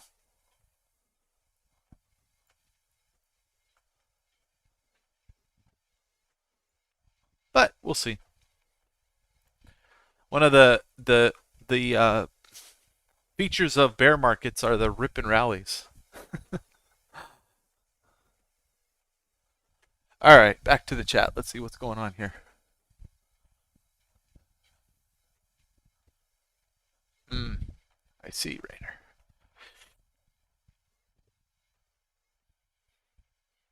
We have a poor high up here today on the NASDAQ.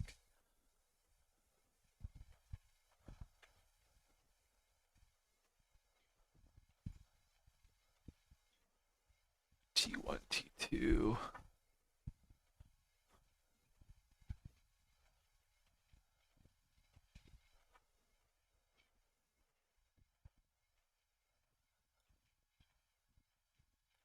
This is just looking here. Oh yeah, those are the 100% extensions on the Nasdaq up here at 815. Interesting. Did they fill? Yes, they did.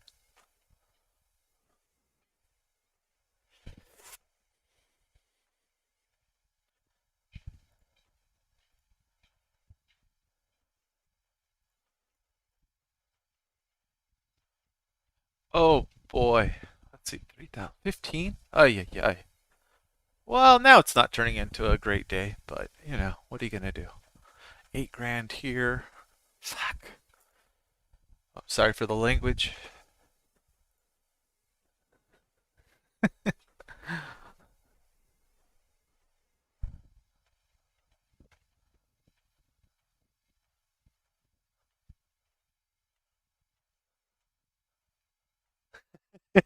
Yeah, Hashish Beta says. JT says, don't look up BBWC on certain websites. Is that like on a porn? Is it a porn thing? JT, enlighten us.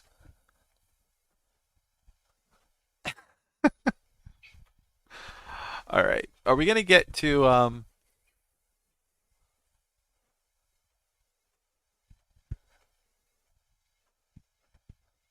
capitulation here? The here, let me. I'll show you guys different. All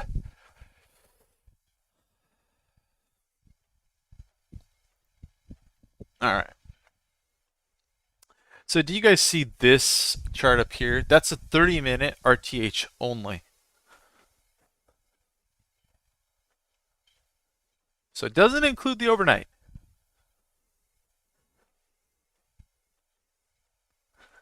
We were gap filled. We found liquidity. We're at T2. Max Painzola up here, top of the range. Big gap down. Oh, this market's bananas.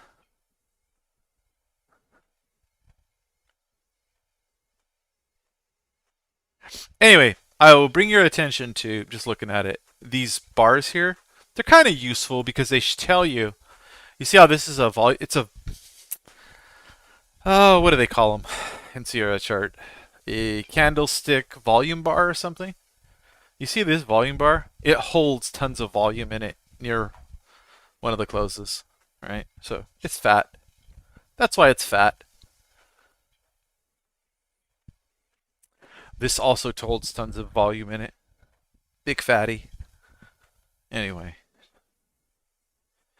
I'm kind of looking at this while I go here, keeping the big picture in keeping sort of big picture perspective.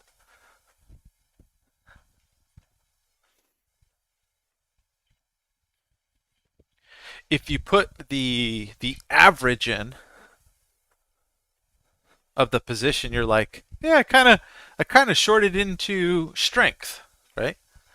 But if you're a day trader, you're going, man, I'm getting roasted. So that's what that is.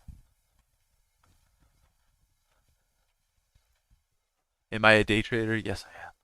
So I'm getting roasted. Oh well.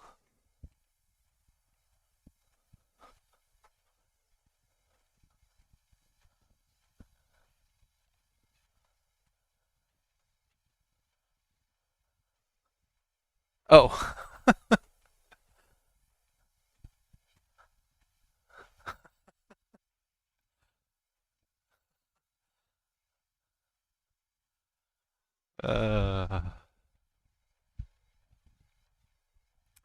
300 lots. 3 separate 300 lot orders up there. You guys know that that's just like posturing, right? We'll go transact 100 lots very, very fast. What matters is if these go fill, then they turn around and start market selling below, then they matter. But if they're just filling on the bid here, right? You see this recent bid volume? Watch it. Watch everyone sell ahead of this, potentially. They want to take it a lot higher. They'll just bid, bid, bid, and absorb here. You'll see this all, and then they'll just keep absorbing, keep buying, because they know that there's more buyers generally in the market and that the shorts have just been wrong over and over and over, and then whoo, refill. It's just a passive refill, guys. These guys are not going and hitting bids yet, but you got to see what happens potentially after they fill for short-term action. Just keep hitting them. Keep hitting them. All of them are filled. All of them. These 100 lots that keep refilling up here on the E-mini, all of them are filling. On the ask side. All of them. Filled again. You can see them.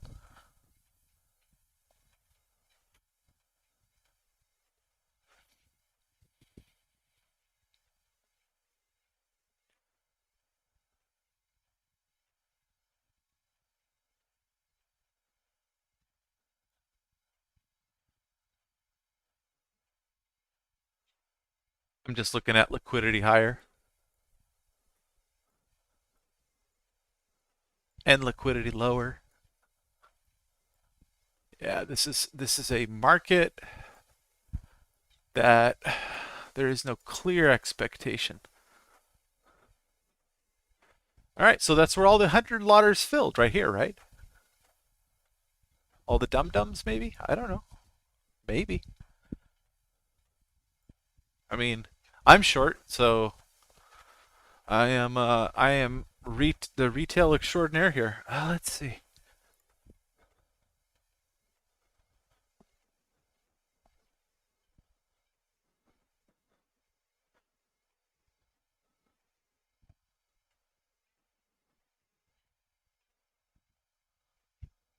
What time is it? 12:35. We're into M period now. Another a poor high up here on the E-mini. We would find stops above 34 in a quarter.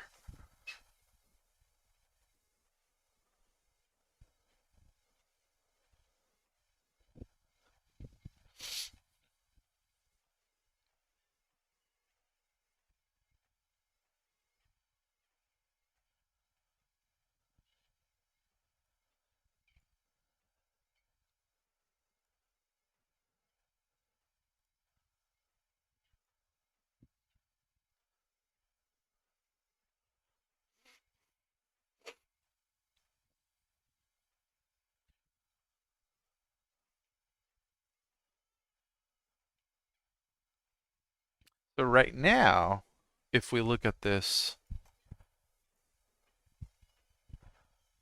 probably a pretty big level to break would be here at 23.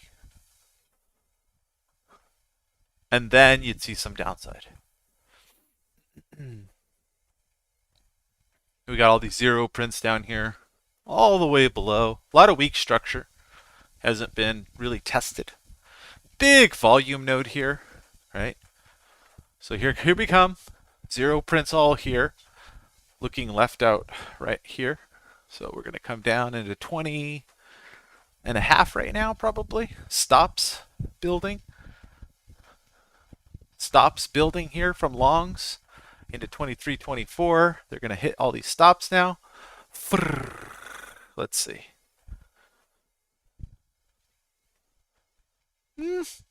Not a lot of extension through these zero prints, actually. Not a lot of extension, right?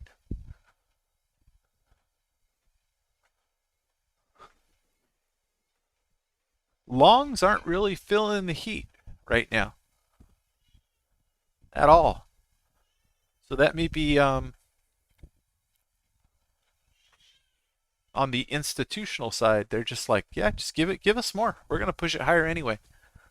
Really interesting.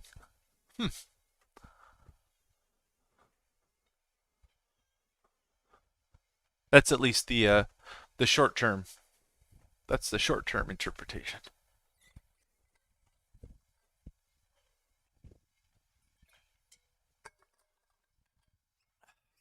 That's the price action from short term. But higher time frame stuff is typically wins the day. But if you're day trading and you're short, you're like, man, I need to I need to make money right here, right now. Well, there it is.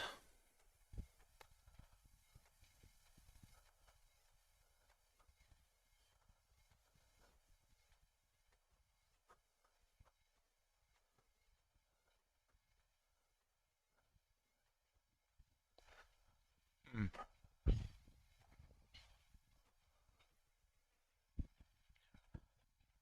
Ah,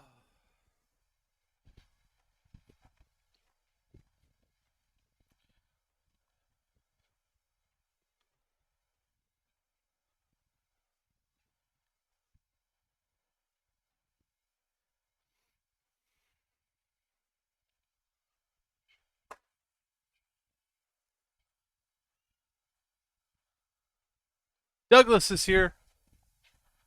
What's going on, Mr. Cell Phone Man? How are you? I hope you're not entering any trades, Douglas.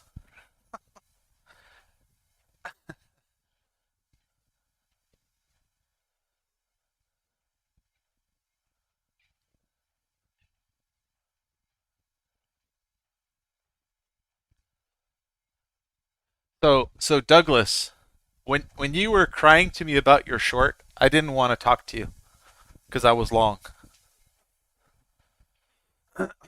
Last night. Douglas, I thought your account was locked out today.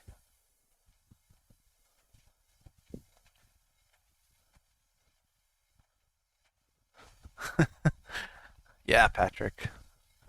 YOLO. Oh, okay. That's cool.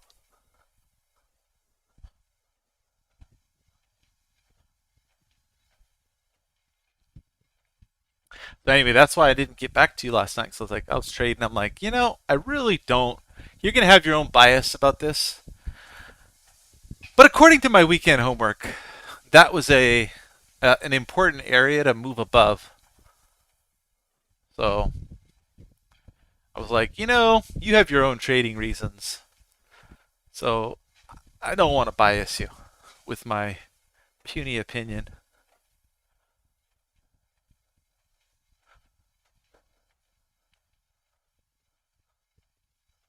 Back to the scene of the crime. Point of control. Yeah, maybe. We'll see. We will see. I mean, can you imagine coming all the way back to Pac?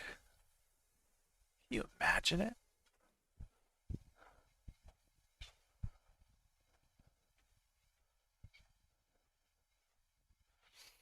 Yeah.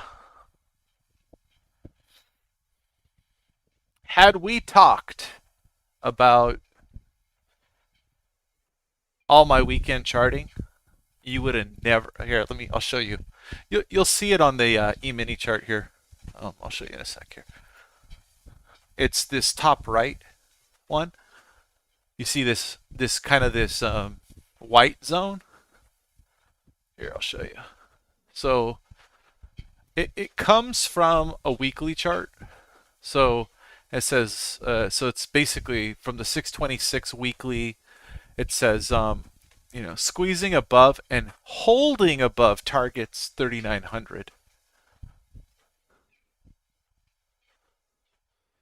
So in the overnight, when we started to move up in that direction, um, I kind of had a strong, because of this price action here on a slow day. We didn't sell off or anything. We just kind of stayed in range. I thought we would go test this at least. I didn't know it would reject. I had no idea. None. No clue, right? But I figured we'd test it and go find stops. We did, and then the Europeans sold it all. Um, I made some dineros last night, Douglas. My dineros covered all my losses on these micros, so it's fine. It was a very good night for me on the e-minis. And I was trading last night until 1:40 a.m. my time, so an hour and 40 minutes past the European Open. Anyway, we can turn this.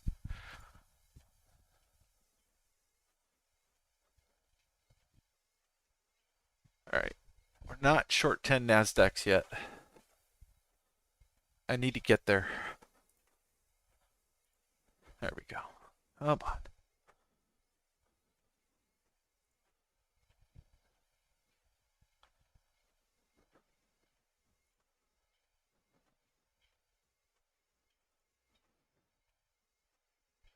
Come on. Give me better prices. 8.2 Nasdaqs now. 8.4. 8.6. 8.8 Nasdaqs. 9 Nasdaqs. All right. Micros. Trading micros. It says it up. Oh, does it say it up here? Yeah, it does. Right here. Nope, it doesn't. These are. This is the wrong screen for that. Anyway, just showing you guys how the European session here. You see it down here, right there, the yellow. How it on the TPO. They just sold that. Sold it all. We're at the breakdown point right now of the European session. FYI. Asia's trapped into 34, 35, 40. If we get a brief foray into 42, the Asians are going to sell with all of their might. Maybe. Or they've already been all rotated out. We'll see. You never know. Should never talk like that. Like we know what people are going to do.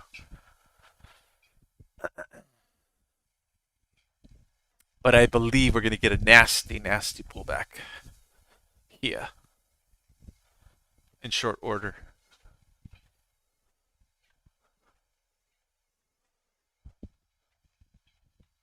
Like, but it's just going straight up. I know. I know.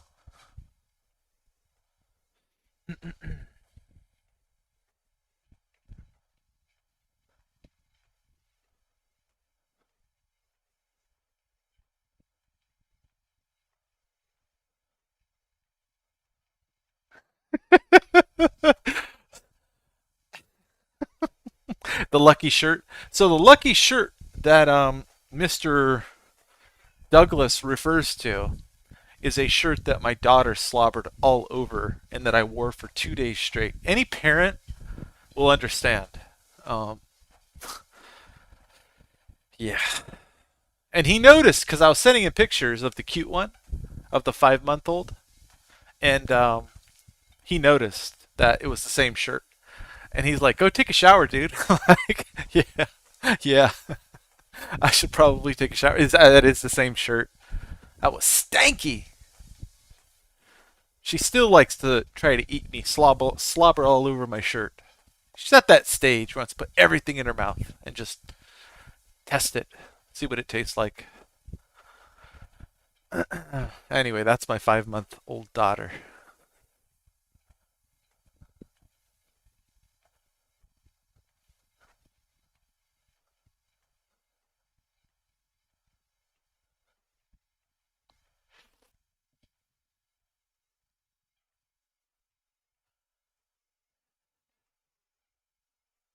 I mean, this kind of reversal um, after a big sell-off from the overnight, where they're just buying, buying, buying, buying, buying. They right, dynamic traders, and they will typically. What's interesting about so this volume, by the way, I'm just cutting myself off. This volume profile is for all visible bars. That's what this is on this right side. See this ledge we have up here?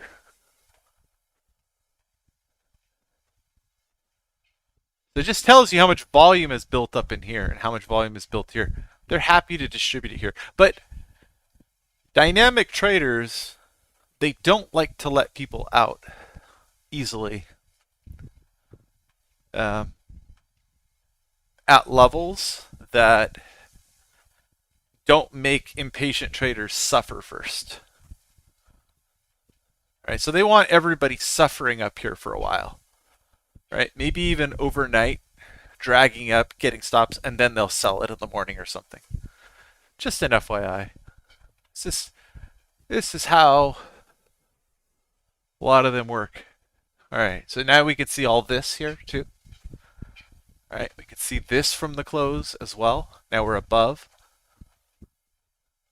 Then there's this overnight sort of for what wicked markets. I mean, you guys look at this. Shoo, shoo, shoo, shoo, shoo, all the way back. All the way down. Oh. We can see levels overlaid here. You see this? Look, multiple, right? You see how just when I did my weekend homework, these levels start paying me. It's pretty nice. It's pretty nice when your analysis gives you levels that are reactive. And you don't have levels over every part of the chart. George said BBWC. I think he said here at 27. George, the BBWC happened already. You see it here? The breakdown was here. It happened here, and that was the pullback down to 08s. I get it. It happened in, I don't know, short session, right? This is a very short session. So when it comes back, you aren't looking to play it again, especially in the ghoul hours where the demons that are dynamic traders and Globex, when they play and shred everybody. Like I think you pointed out, 4,000 contracts for 18 points. That's par for the course, my friend.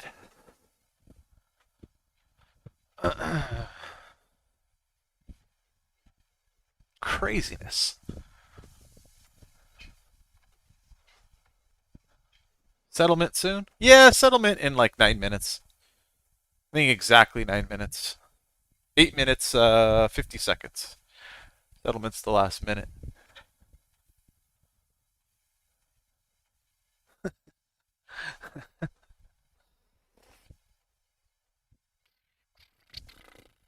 All right. I gotta go. Actually, I'd really love to do a video on the new chart settings in Sierra Chart. These guys. Oh, wait, you're not seeing them. Oops, wrong screen. Top right. There we go. I'd like to do like for this.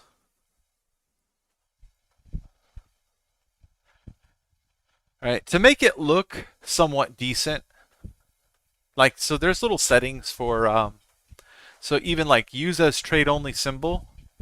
This is where I'm like the symbol, the action they put in parentheses.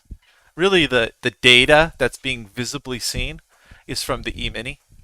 But the trade and the quote symbol is micro. So when I execute on this, the DOM looks like it's ES, but it's on the micros. And use as trade only symbol, that turns it on to be like tradable on the micros.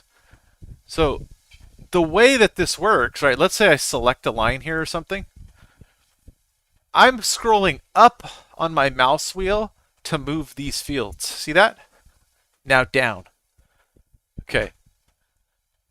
The default settings are opposite to that. So when you scroll up, it's inverted like a fighter pilot. Right, when we want to go down, you put the whatever the forgot what it's called. You push up to go down, right? And you take a dive. Well, they had it kind of like that. Well, so there's that, and then there's also like if I click on this, the default doesn't just flip from yes to no. See that? That's one click for me, and there's a setting for that. Right? And how you interact with this can really reduce the amount of time that you spend in the settings window. So anyway, there's settings for all that, and there's global settings to make all these colors look pretty, just the way you want them. So anyway, maybe we should make it, let's see.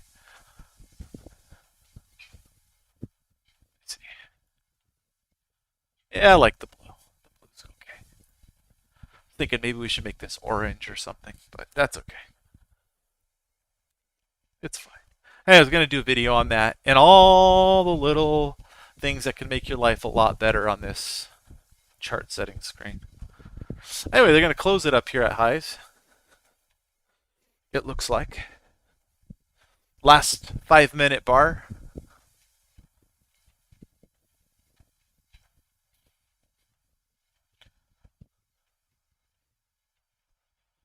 See.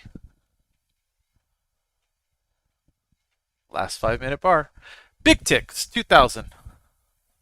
Nice NQ. Nice C market, which is Amex in Sierra chart. Coinbase rallying today off these lows. $55. Jeez, this coin. Coin has some of my money right now. Coinbase, by the way.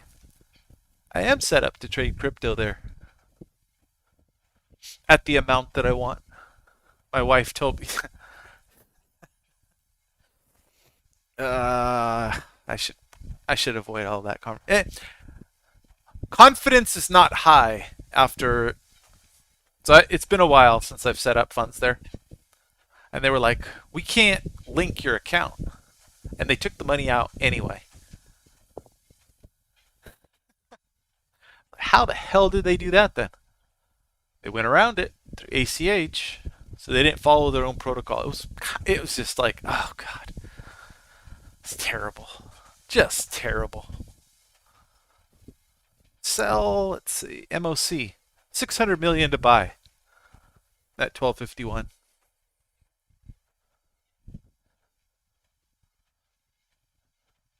Anyway,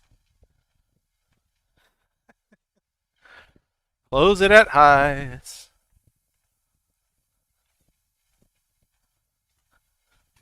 Stick yoke, says Mike. No, Sakine, I'm not going to do any crypto. Well, I should never say never. Maybe. Yeah, maybe. Maybe I'll do that. Maybe.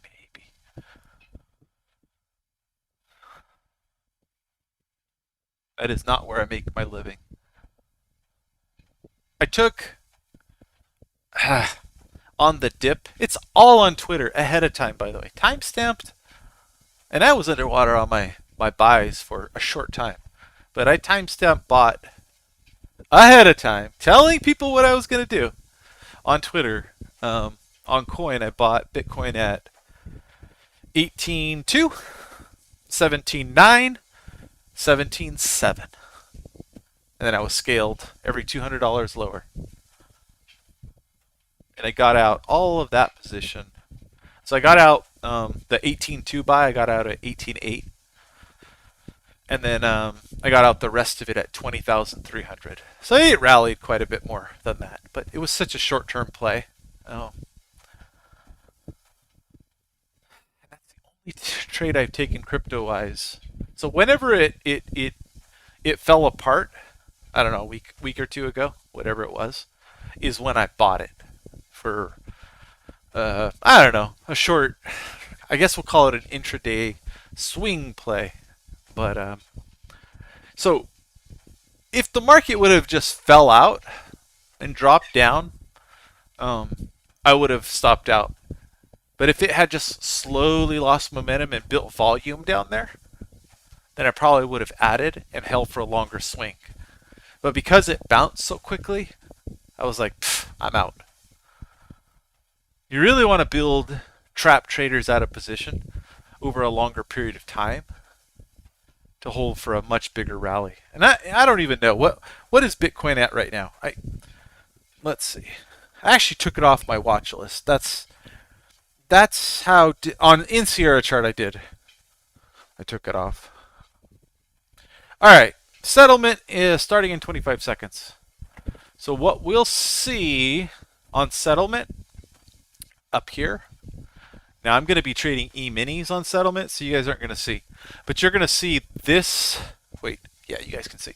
This is going to start turning orange when settlement starts. The background. And there's going to be some play. So I'm going to be clicking on the E-mini chart. You guys are not going to see that. I'm still short micros. But I will be playing E-minis. So here it comes. So you see the orange start to light up in the background. Let's do this. There you go.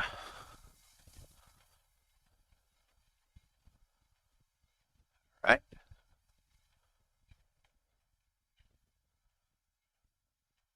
Short.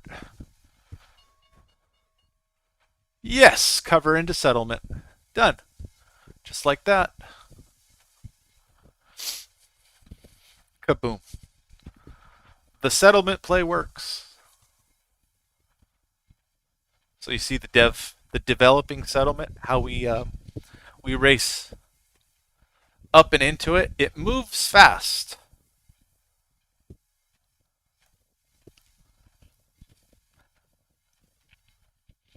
Not as volatile up here as I'd like. Okay, so 4, 5, 20, 6, 2, 12, 20, 32,000 in the hole. Oh well. Who asked me if I was a consistently profitable trader? Not today on these contracts. So I'll put it in the description wherever I end the stream. I'll just multiply these the whatever open P&L minus locked in P&L, and then put it in the stream description.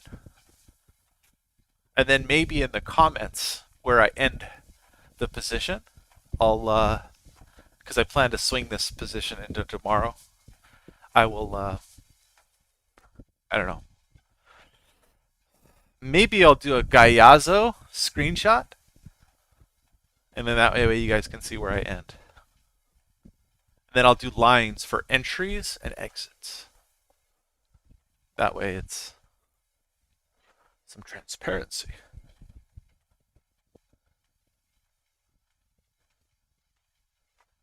Dero says, I hate these kinds of days. What? Melt up? All part of it, my friend. All part of it. Anyway, I gotta go get water. And I need to make my wife some food. Well, no. I already made her food for tomorrow. I made it yesterday night. I barbecued some steak that she can put in her rice. So she's good. Maybe I will just stay on for a little bit. Anyway, if you guys are here and haven't liked the video, I would really appreciate you guys liking the video uh, on this big losing day here on the micros and the Nasdaq and the E-mini micros. Let's see. 15. Wait, did I not get everything? Oh, I did not. Huh. Little son of a gun.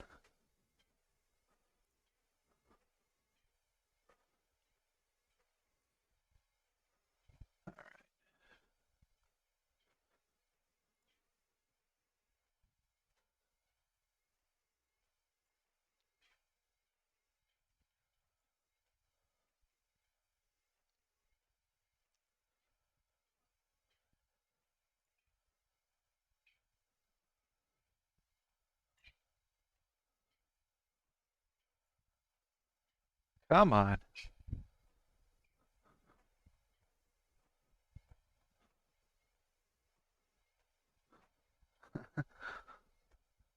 There we go. All right.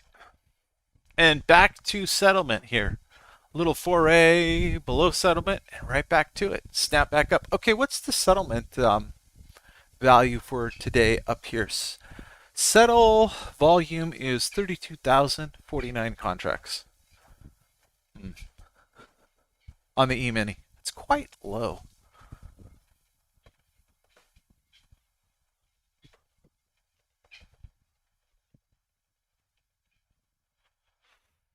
Still need to hold above 3840. That could be tomorrow. We'll see.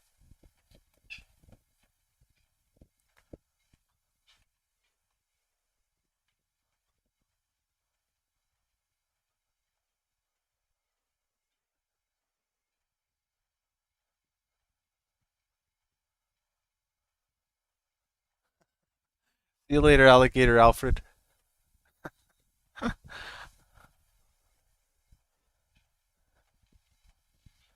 Is there anybody in the chat that took the long side all day today and just absolutely crushed it?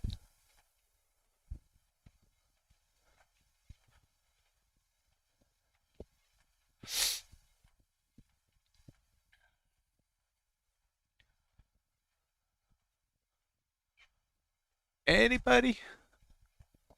Really curious to hear from you.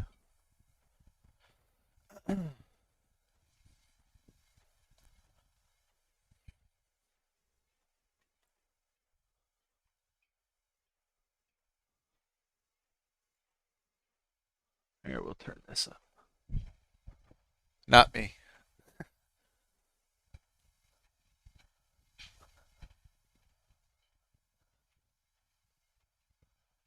Yeah, Rainer. It was Independence Day or 4th of July here in the States. So last night was massive fireworks, and it was probably, I don't know, 9:30 p.m., probably 85 degrees Fahrenheit. How do we convert that to Celsius? 85 divided by 1.8 minus 32. Is that right?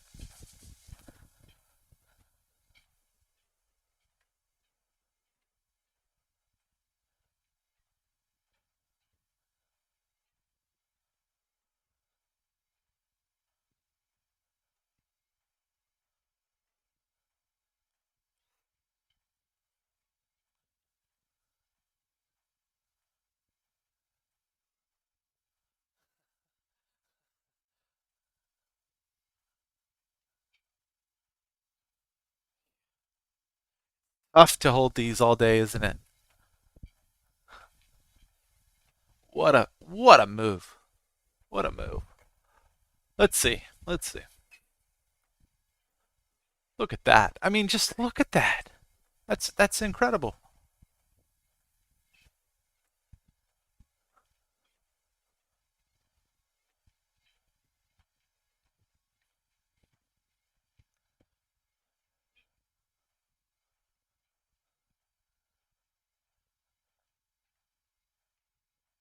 Oh, yes. Shems 1 says he's a small swing long from 37.94.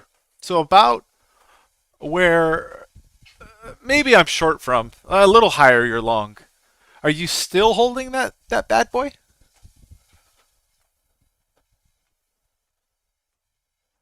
Ah, Shema 1. Well, I do think, Shema, that so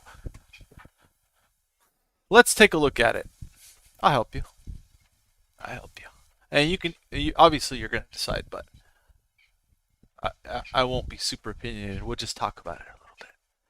So Asia had this big move, right?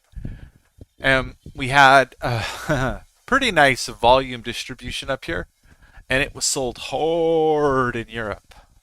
And now we have this RTH higher volume rally all the way back up here. So it is likely for us to get, off this Asia session, some sort of pullback at least. We've got singles here, we got singles here, we got singles down here.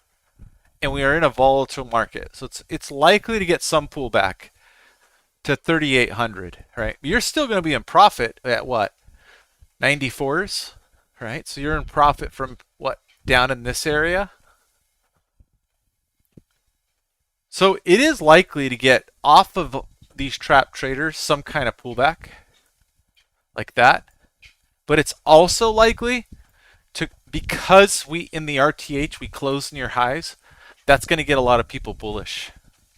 So even if we come back, say to, I don't know, like this. Oh, I'm not. Wrong screen. Sorry. I'll switch right now. Top left. Sorry about that. I'll start over. Because I sometimes forget that I got to keep clicking to different parts of the same screen.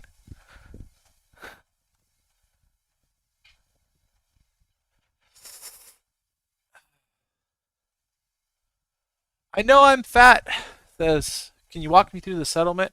Oh, dude, you're gonna have to watch my older videos for that because I've just walked people through it so many times. And I don't know. I'm kind of like at a point right now where I'm just sort of like done with too like heavy analysis, and that one has a lot of iterations. So if you watch some of the closes from past videos, um, I've done that trade, I don't know, 6 or 7 times at least. You'll kind of see it, probably. Anyway.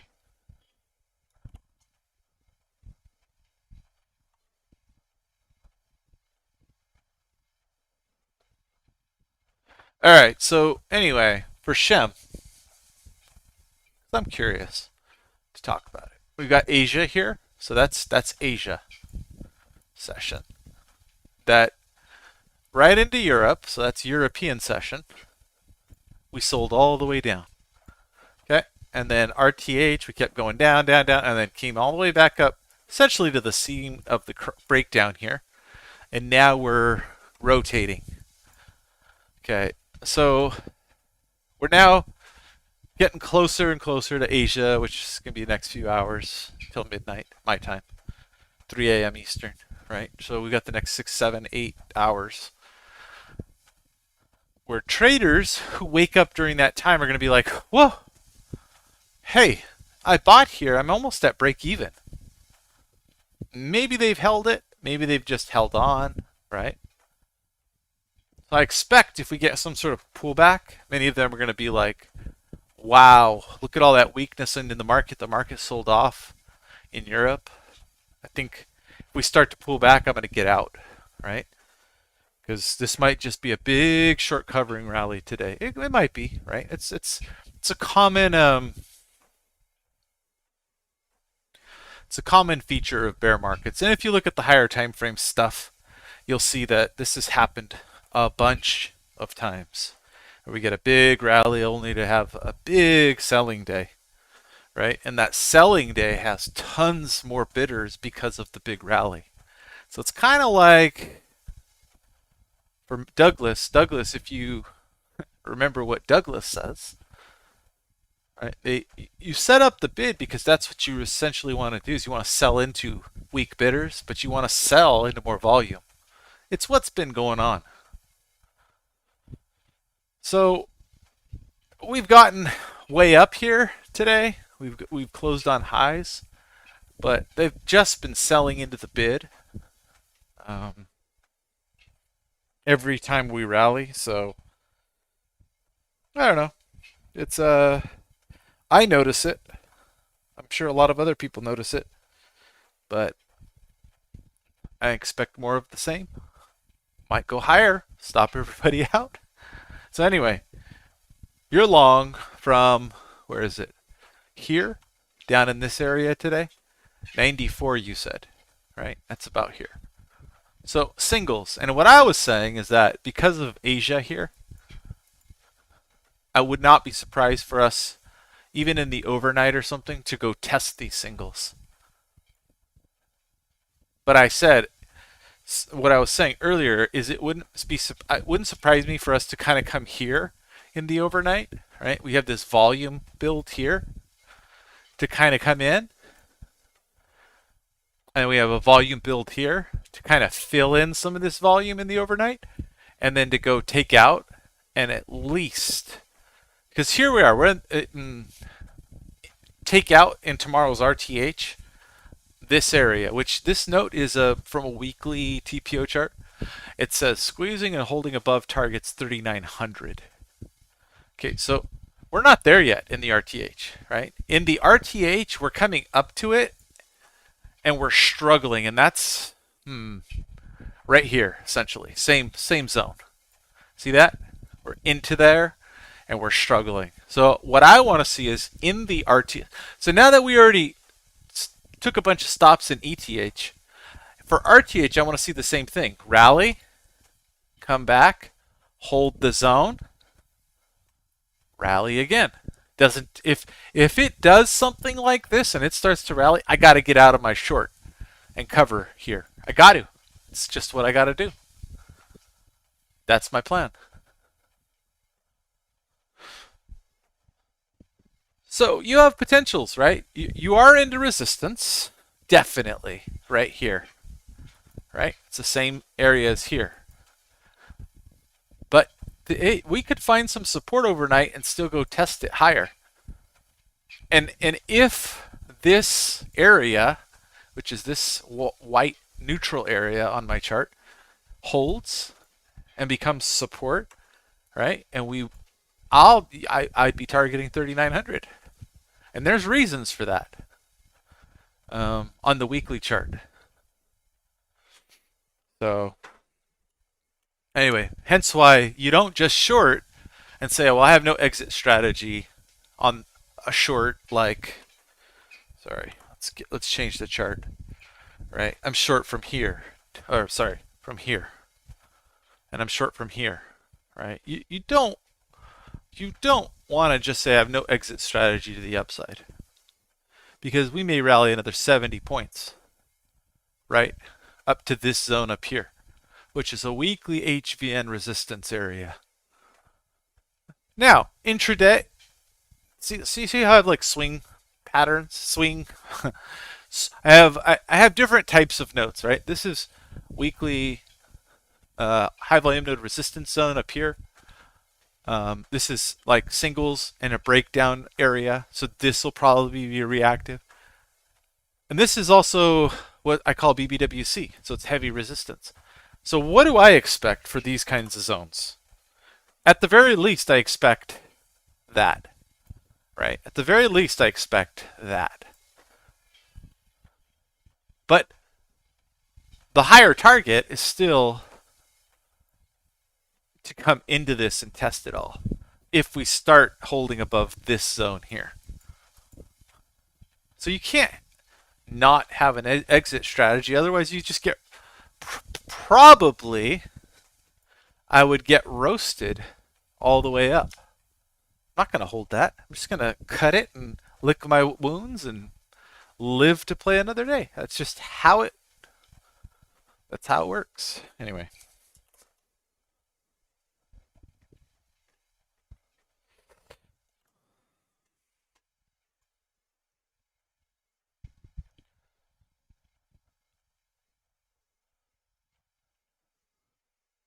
Time to look at Nvidia. Oh, Nvidia is interesting. Interesting.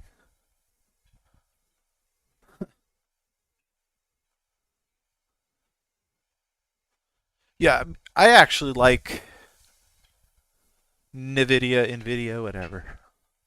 I like it into the 120s too.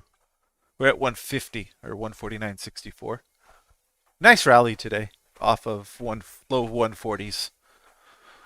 4041 lows. Nice rally. The video is actually trying to play out with a short-term daily head and shoulders. Its measured move on that would be around 125, by the way. So this is the break the neckline of the daily head and shoulders on NVIDIA. And this is the break the neckline rally back to the neckline play.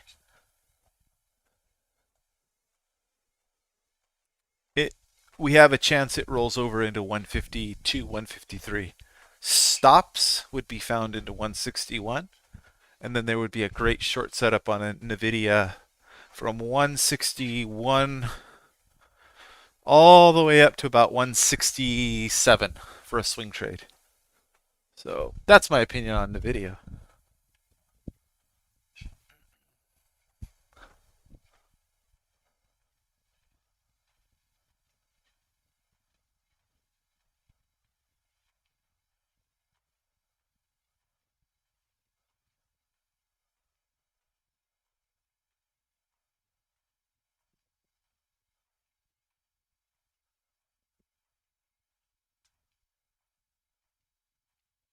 Well, yeah, freedom sales. Bid it up and sell it down. I mean, we could say that about any market, but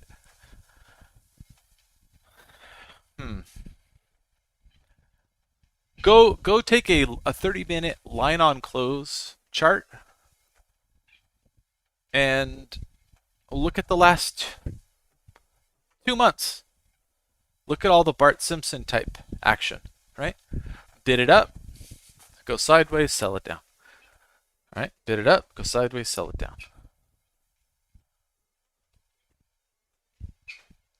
It's an accumulation distribution pattern. In other words, we don't always know the direction that the market's going to go, obviously. But what we do know is that it produces some good risk reward. You gotta be able to you gotta be willing to get out when you're wrong. But if you can let runners go in this environment, the breakdowns can pay you well. Can you time it right? Still got to take the stop and the loss. I mean, just it's just what it is.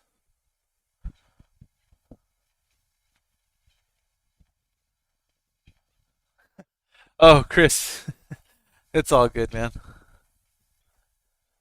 For whatever reason, my brain knew exactly what you were talking about as far as holding the long. I'm always talking to people who are talking about something 10 or 30 seconds ago.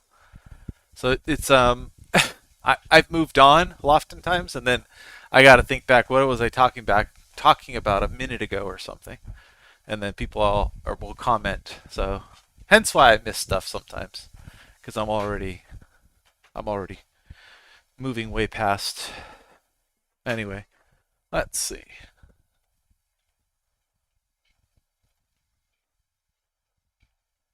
All right, here's the E-mini weekly,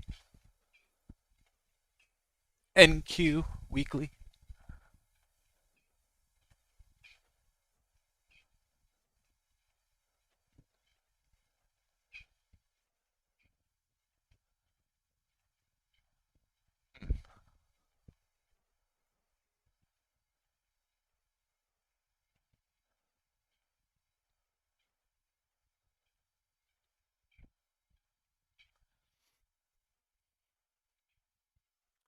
Big fat volume bar here.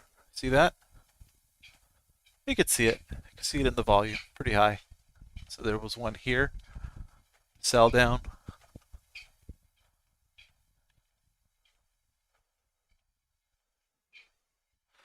See, now you guys see a level here. Weekly BBWC from heavy buy volume. So shorts got pounded out of this. Sorry, out of this balance area here, right in here.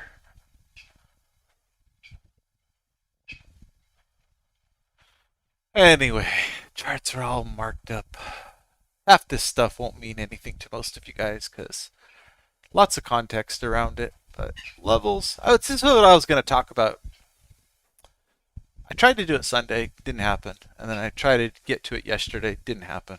I'm going to do a video on just all these levels, get some main ones, have some decent thesis involved. Right? And you can see like this daily. I mean, doesn't that look crazy? But once you start going to like the weekly charts, you're like, well, it doesn't look crazy here. Well, it's because I do a lot of analysis on 30-minute, right? I do it on my daily chart, right? Like this, 30-minute chart. I'll do it on my daily chart. I'll go to my, I don't know, let's see, top left. I'll go to my E-mini and NASDAQ charts and then look at individual levels and then I think about it, right? Like, how should it react when it comes to that point?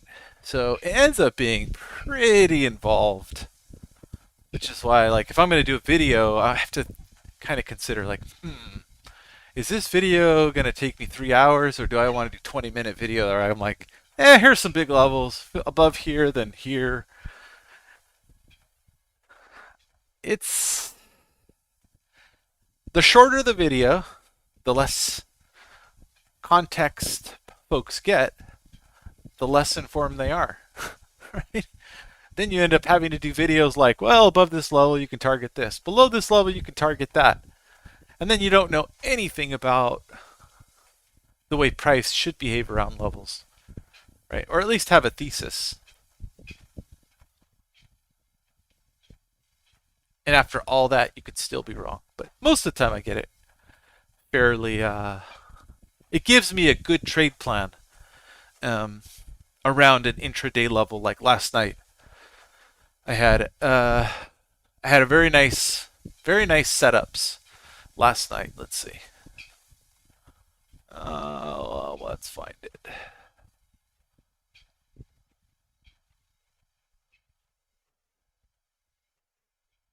There it is. Look at all that selling. Right? So squeezing and holding above targets this, right? And then we had this big area of resistance into 60, right? But the squeeze candle, let's see. That's still midnight. Still looking. I'll find it. Oh, it's not even on the screen. Here, let me switch screens here.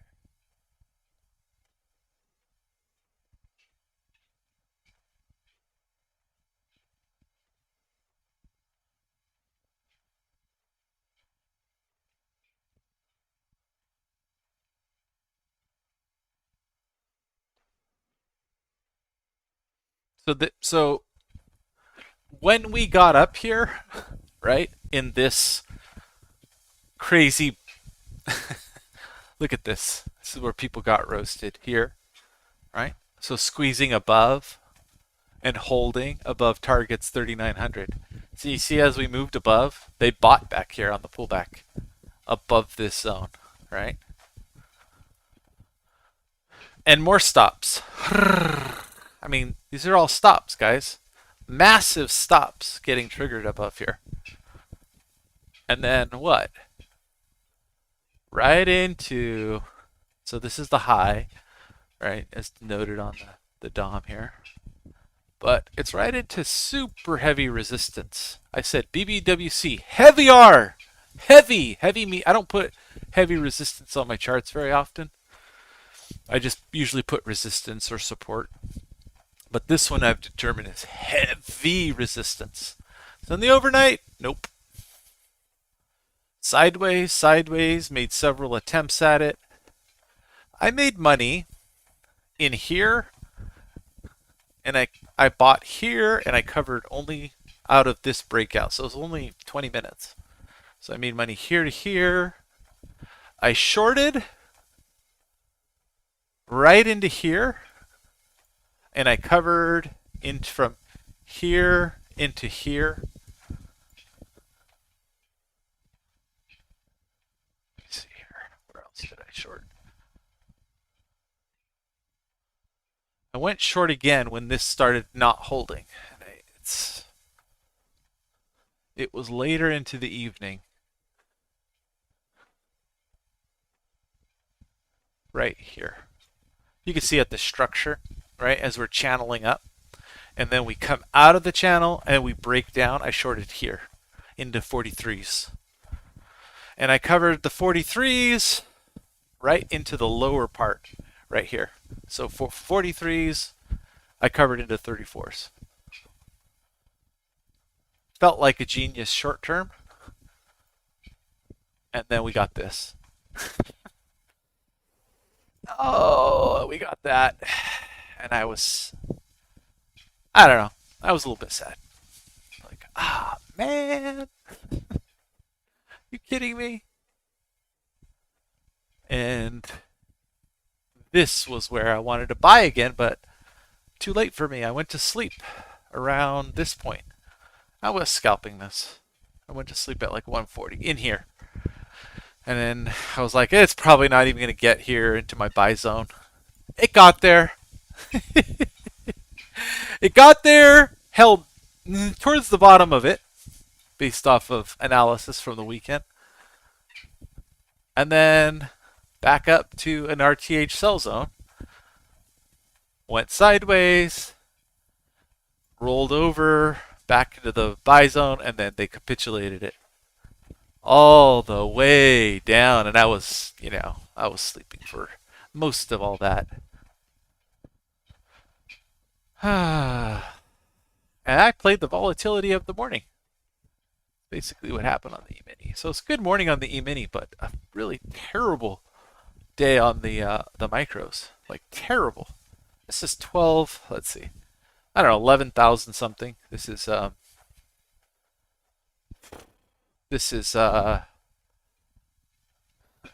18, 19,000. That sucks. What are you gonna do? What are you gonna do? Let's see. Yeah, just gotta take it on the chin sometimes. Welcome to trading. I won't delete this stream either. I've never deleted any stream where I've lost money, guys, ever. And I don't delete the ones where I win either. So this'll stay up. This will stay up today. The stream will go, and nothing is edited.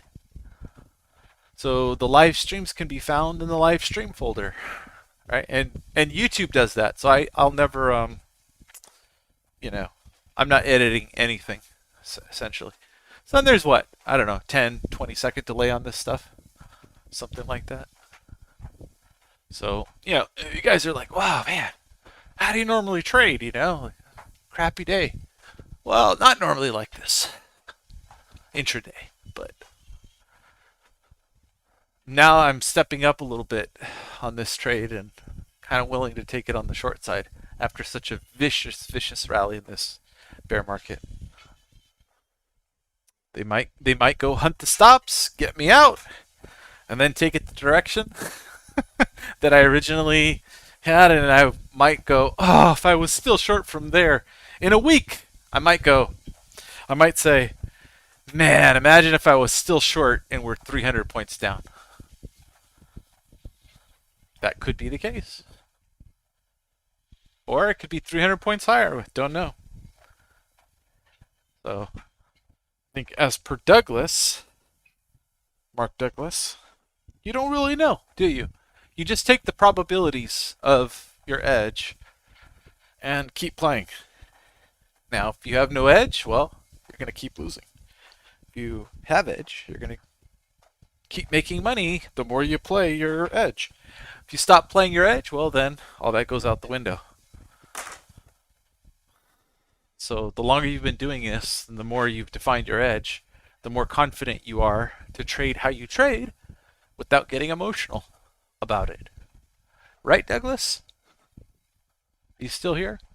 He's probably walking his dog.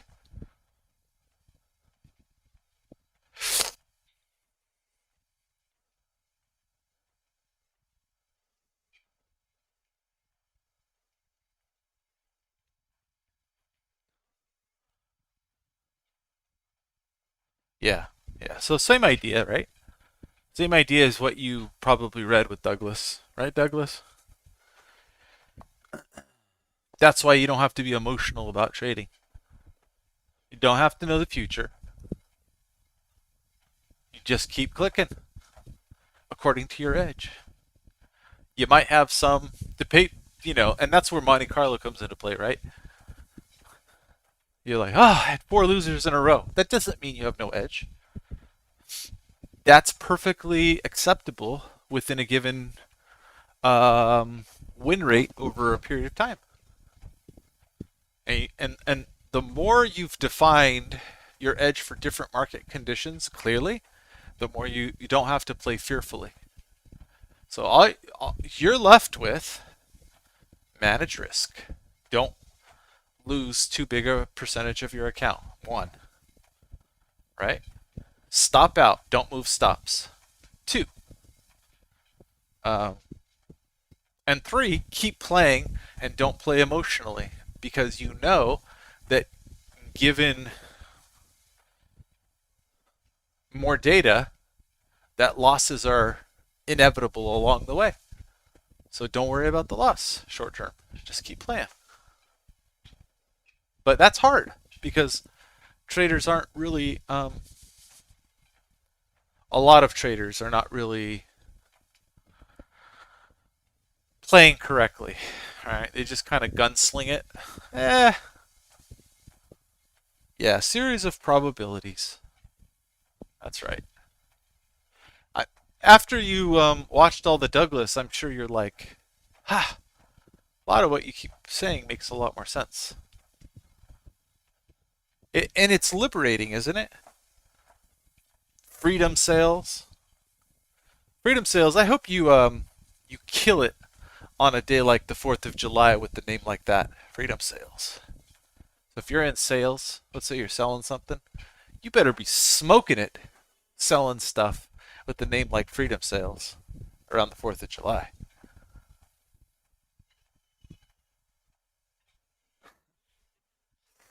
Anyway, get all these targets.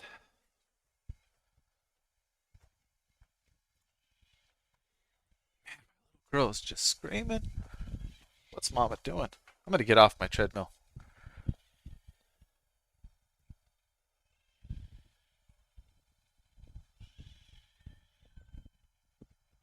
Yeah, why don't you comment on the bond trader?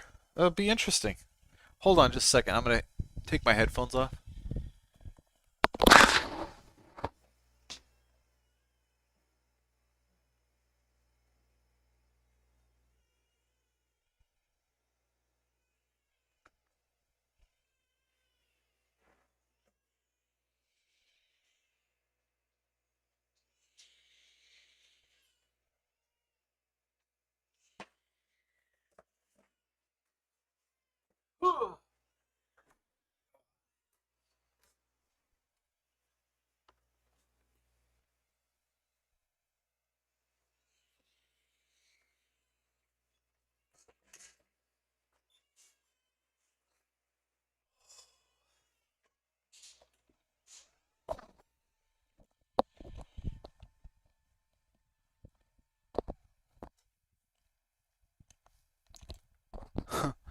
All right, I'm back.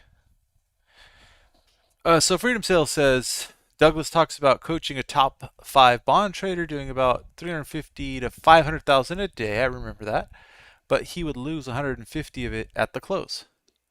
He limited his trading to just 1 hour a day.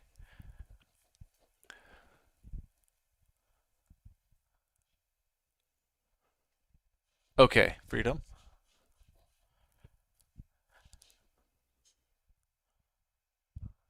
Yeah, okay. So you're not making your point, but I guess I take your point, which is that Douglas is saying that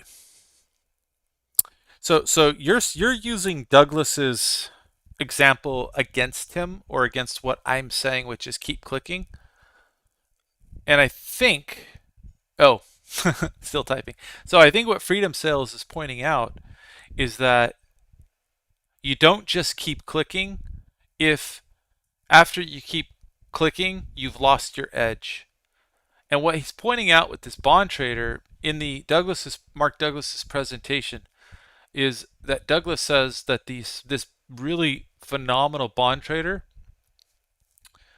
um, could only concentrate well for 1 hour a day. He killed it during that hour, and it didn't matter what time he traded. He fatigued after an hour.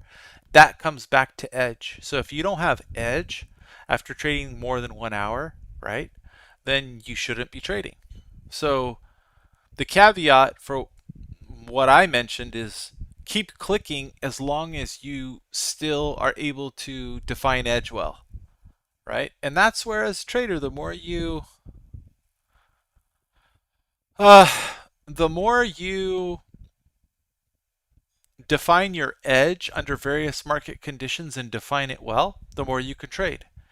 And if you've only defined your edge under a certain set of market conditions, then only play during those times. Period. Full stop. Right? As traders, our job is not to keep clicking mindlessly. It's to keep clicking our setup, right?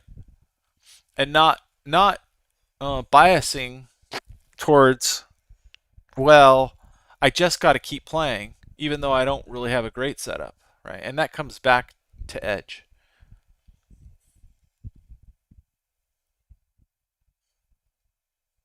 Well, okay. So Freedom Sale is coming back to a conversation where I told him that I think that the max daily loss thing, which he does,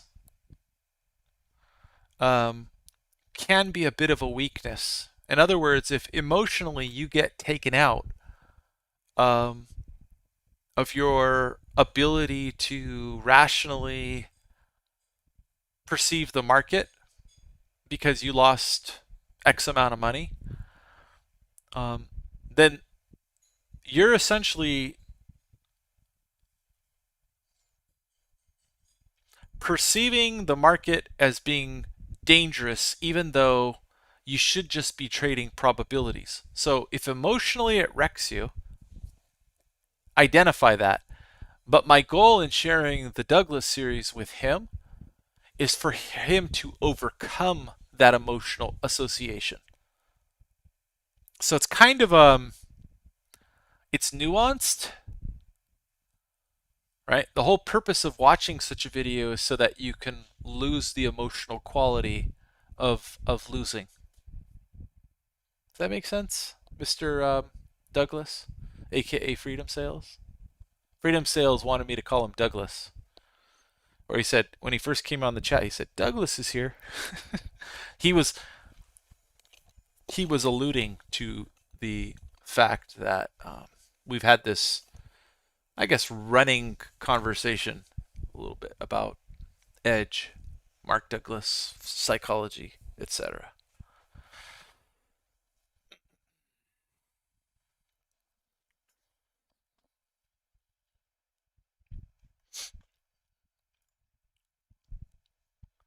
Yeah, so one of the problems that is happening for me inside of Linux is that I use Wine to essentially run Sierra Chart, and it works. The performance of Sierra Chart in Linux using Wine is way better than Windows for me. It's more stable. Um, Everything is more responsive. My DOMs are more responsive.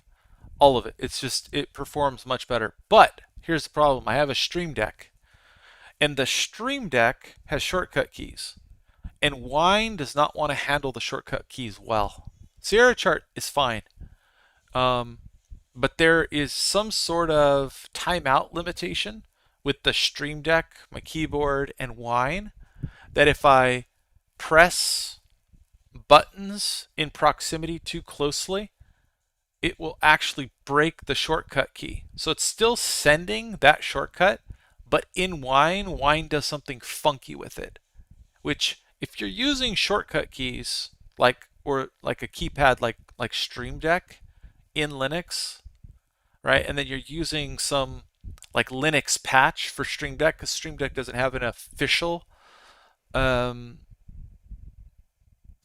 Linux um, I don't know, executable or whatever. Um, it can be problematic because you're now not really that. So I'm clicking with my mouse and I have DOMs and I'm still fast enough that way. But now I have this Stream Deck on Linux that's essentially kind of useless, right? So it's a bit of a problem. Um,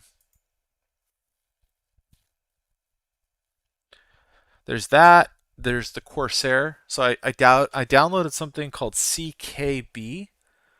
Um, it's called CKB-Next. It works fine.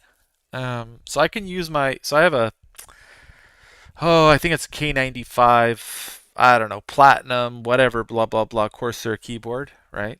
So it's got the G keys on the left, 6 of them, like G1 through 6. I'd like to be able to use those for shortcuts.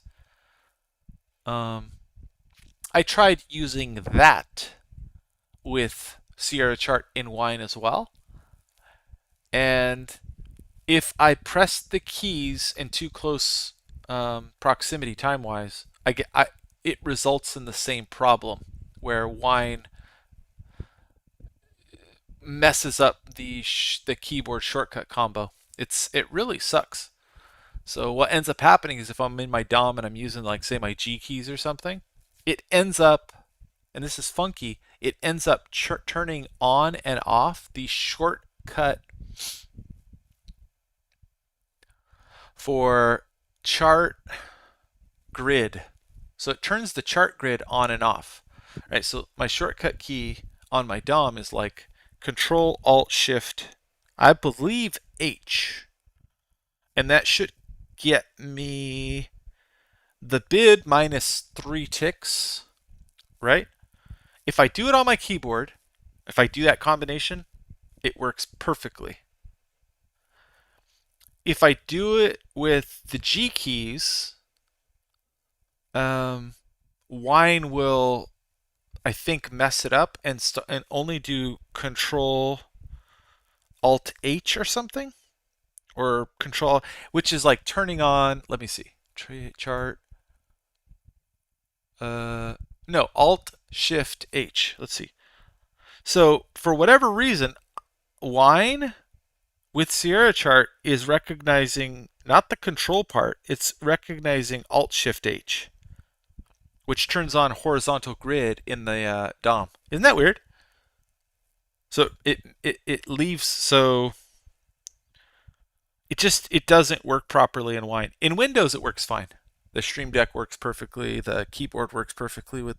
So there's these little problems. So if you're like a hotkey trader and you have some sort of Stream Deck, or you've got, I don't know, something, right, where you want to use hotkeys, Linux could be a little bit of a problem, right?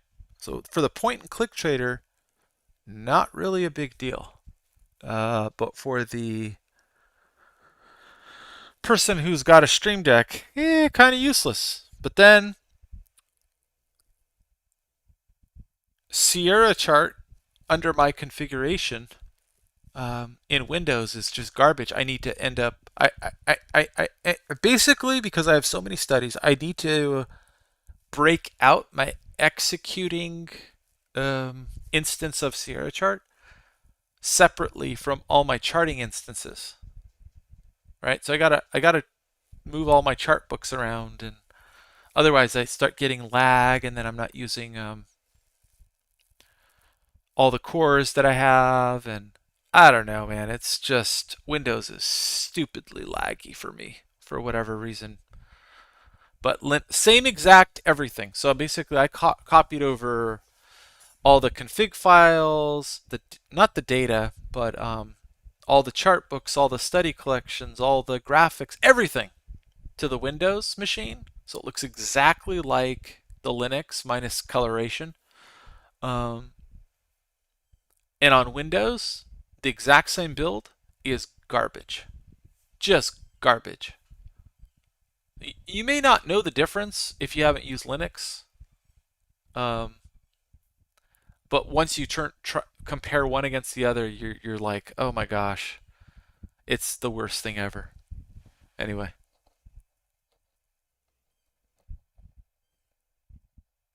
Yeah, Gonzo. My performance for Linux, it's like it's magic actually. I mean, the operating system is just fast. Like, and even little things in Windows, like Windows snapping to edges and everything, like it makes just moving stuff around so easy in Linux. So I basically have this machine. This is like my trading machine, and I got a dual boot. Um, the problem is in Linux, things like OBS don't work quite as well. I mean, it does. It's pretty stable. OBS is stable. It's just like in Windows, for example, you can hit like Control and then left click mouse, and I can resize Windows on the fly, like the edges. Whereas like in Linux, I have to like go into Properties and then actually change the pixels, like the actual value manually. So it just takes forever, right? I mean, you end up getting fast edits. You're like, that's about this many pixels. You get close, right? And then you manually select what you need, right? but it takes way longer. I mean, and then like the Stream Deck doesn't work right, blah blah blah. I mean, I guess the CKB Next thing, I ended up in Linux. I ended up like compiling it all, and then like installing it like not the newbie way, I guess you might say. Um, and then that fixed all the issues I was having with CKB Next. Because I was having issues with the Corsair keyboard and lighting and all that other good stuff. I've got like this Night Sword RGB mouse thing with all kinds of buttons on it and stuff. So I can use all those now. I don't know. Maybe I'll try some of those for shortcuts for trading. I don't know. Maybe I will. Maybe I won't. Let's see. How many buttons do I have? 1, 2, 3, 4, 5.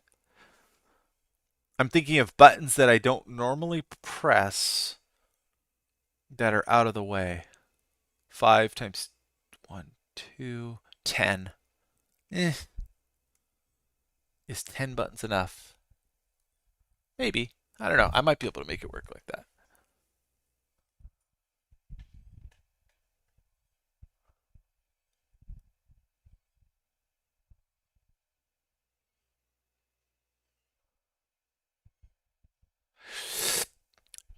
You know, so Freedom Sales goes back up. He says,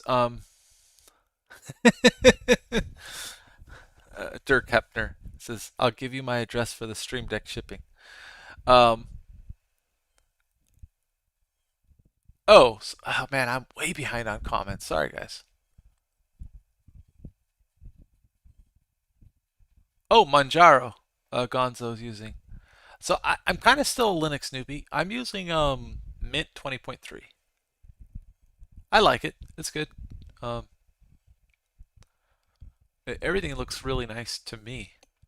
Uh, and again, right, we're able to do things like this. How everything looks. What I would say is like it looks sweet, right? It's all dark themed. It's fast. Everything is super fast, but there's little things like, all right, in wine or in Linux and Wine, right? So in Windows, you could type in COP to get this right here. In in Linux, if I type C, so here I'm gonna type C and then O. Watch C O. Up the second key immediately took me to the O. Now maybe that's a Wine setting for like I don't know, column sorting and key press delay or something.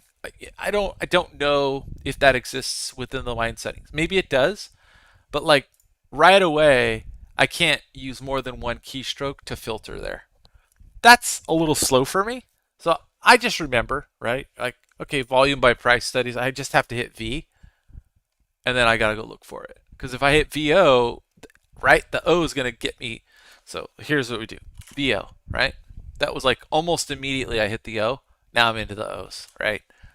So C, oh, I missed the V. So there it is, right? So little things like that, or in Linux, you'll find. So for example, here's my footprint. Um, if you go into say subgraphs and you look at say colors, you see all these custom colors here. In Windows, you can click on this one and then add a custom color, right? You can like modify it and then hit add custom colors. Because we're in Wine and because we're not natively in Windows, it won't add the custom color here. It'll start adding it here. And then the next custom color you add will automatically add here. So it'll go from top to bottom, next row, top to bottom, next row. Watch. See that? See that? Oh, I lost all my custom colors. All right, I'll cancel out of there. So there they are. Now, if I hit it OK and hit apply, boom, I would have lost my custom colors. So essentially, if I want to keep my custom colors, I have to go like this, add to custom colors. Red, add to custom colors. This, add to custom colors. That, add to custom colors. That, add to custom colors. That, add, right? See what I'm doing? Add. Add. Add. Oh, where am I at? Add. I'm just getting to the end to show you guys. It's ridiculous. All right. Now, if I want a new custom color for here, let's say I want like a bright red. Here, it'll come in now. See that? So you better think out which custom colors you want, because otherwise you close this back up, you save it, you're going to go through that process again to fill this all in. Whereas in Windows, you click on it, change it, modify it, add it, done. Right? So anyway, cancel out of here so I don't lose all that stuff. Little things like that makes you a better planner, but these are some of the little negatives, I guess we could call them. Hey, 155, 5 minutes. Look at us hanging out in your settlement, right? So here's the mean reversion short. I obviously missed on the E-minis. I missed taking it below. That sucks. I missed the long also back to settlement. That also sucks. But I did take this little baby 5 tick short, which is ridiculous, but you know. And I was scaled up into here. All these negative deltas. So you see these negative, I don't know, you guys maybe can see this on this right. Let's see, can you see this? Yeah. On this right side, right here. I'm having fun talking now, guys, so I'll just stay on and talk because I'm in a good place talking about markets right now. I'm enjoying myself immensely. All these negative deltas are part of the breakdown selling deltas from the Asia session.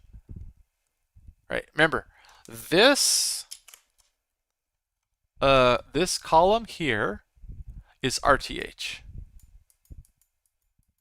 volume profile. This column here, oops, I almost put RTH again, ETH, extended trading hours, and that's here. So you see that, all this negative delta here, that's the breakdown. They're not letting the Asian session guys out easily here, right? They could have just kept buying, but they knew there's probably resistance here because Asia built a volume node even up here through here. And then this is the breakdown selling. So all the longs were viciously wrong through this area. It is interesting, guys. It's really interesting. So we'll see. And there's some MBO, some sellers up and through here, which I find to be interesting as well. And we'll see after the hourly close if these guys come back. So keep track of it, right? Maybe you go screenshot it or something. Right? You go in here, you go up. Let's see. Where is it? Where is it? Where is it? Where is it? Where did my screenshot software pop up? Okay, new. And you go up, take a screenshot. There you go. Look. You go capture one. Now I got it. Right? You want to take multiple screenshots. See, this is the little things you do. Okay, new. Do it on the NASDAQ as well, right? Oh, hey, there it is. So now we've got the captures, right? This is what the close look like. So what? I can go back in now, and I do this from time to time. I go back in and see like what is on the book on the E-mini. Now, obviously, I didn't have the prices here, so that's a really bad screenshot. I have it on the NASDAQ one. Okay, so new. So there you go. This is what it looked like. The MBO, right? All the price and everything. See that? So now when the next daily whatever comes in, is this all going to be here or not? If it's all gone and we start selling down, well, maybe some of these guys are selling, right? But you see how that, like, there's just game theory up the wazoo, and I'm always thinking about all this stuff. Anyway. All right, back to the chat. There's probably something interesting up here. Oh, I already know there's something interesting up here. Let's see.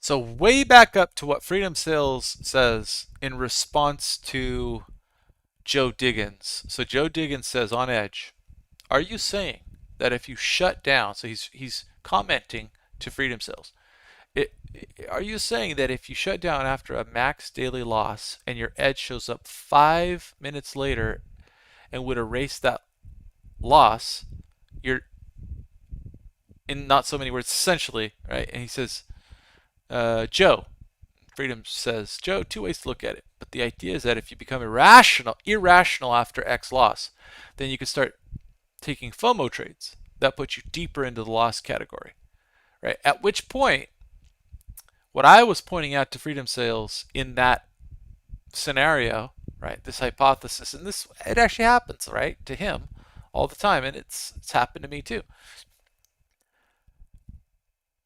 You need to think more like Mark Douglas suggests, which is it's not about winning the next time. It's about playing your defined edge repeatedly if given a series of given enough trial and error, you know that edge consistently over time produces results. And so if you can learn to think more like that, you don't have to shut down. And then Freedom says, but as Mark Douglas would say, if you are trading a strategy with a 70% win rate, you could take 3 stops in a row, and that should not deter you from taking another trade right after. So what I was going to point out to that comment, and I saw it earlier, and then I don't know, distracted myself with Linux stuff, is that if you use a Monte Carlo simulation and you already know your trading stats for your strategy, you can put your win rate in. You can put into a Monte Carlo simulator, right? You can put your win rate in. You can put your risk of account in, right? And then you can run that simulation. And the more you run a Monte Carlo simulation, because it takes wins and losses and randomly distributes them, the more you run it, the more you get different results based on different order of wins and losses, right? So your ultimate account balance looks very different based on when you're losing. But as part of that, most Monte Carlo simulator tools will show you the statistical likelihood of having X number of losses in a row based on the win rate that you input. So let's say if you have a 70, we're going to use his example of a 70% win rate. And what I'm going to do for you guys is I'm going to pull up a Monte Carlo simulation on my Trade Your Plan Google Drive. All right. Then I'm going to pull it out and we're going to show it for you guys. Let's see. Hold on. All right. Can we get it onto that screen? Yes, we can. All right. So hold on.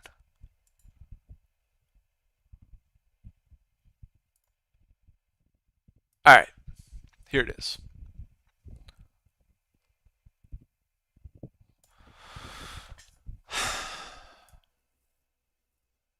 Oh, I guess we can get rid of all this garbage. Okay. So let's say your starting capital is 25,000. Your risk per trade is going to be 1% of your account that you're risking on each trade. So in other words, you're going to risk 1% of 25,000 is $250 per trade. Okay? So you're risking 1%. Your win rate, let's say we'll use his example, is 70%. Now, this is going to require you now to put in your risk reward average. In other words, if you enter a trade here and you put a stop loss in here, right? What is your target? Over all your trades, when you, let's say the market's moving, right? Market's moving, moving. You decide to enter the trade here, right? And let's say your intended target is like, I don't know, 2 R's. So like here, right? So your intended target is 2 R's, or in other words, your target is twice the distance that your stop is. But over your trades, right? Let's say you enter, your boom, you got in here now, right? There's your position, the yellow line. And then the market subsequently rallies, right? Rallies, rallies, and this is, let's say this is resistance. And then the market comes back and it does this. And then at this point you have a bull flag and you're like, or I don't know, we'll call it a rectangular breakout pattern or something. It's not really a bull flag, but let's just call it. And then it breaks down. So on this trade, you moved your stop to, because of this price action right here, just using an example, you put your stop to break even +1. So your stop got moved up here. So your win on this trade, your win was here. Your initial stop that you could have stopped out when you entered here is there. So this is now a 0.1 R win. Okay? That's how you figure this kind of thing out. So in other words, if this is a 0.1 R win, right? Remember, your initial stop is way down here. If on the next trade, right? Same setup, same thing, right? Market comes down, you get the same setup again, and it stops you out. That big loss and then that small win, you might have a, I don't know, 70% win rate, but if you take the average of this and this, and your R's, or your risk reward average, is 0.65 R's, because you take big losses, and you take small winners because of scenarios like this where you move your stop to break even. Maybe even your win rate is like 90% of the time you're right, but maybe your average is like 0.3 R's. Right? When you factor in the stop loss, the full stop you take, and you always move your winners down from your entry, and you get out here, right? And your actual entry is this yellow line. So that's what this is right here. Your risk reward average is considering this. So you need to figure that risk reward average out using your software, right? So this is an important one. So that 0.75 R's is based on however you trade and having smaller winners than losers. So, okay, so now let's clear this. Now, this is 200 simulations of 100 trades for each simulation. So each one of these lines right here, the different colors, you see this scale here? This is 100 trades. So as these lines move up and down, up and down, and up and down, some of them are going high, then low, then high, then low.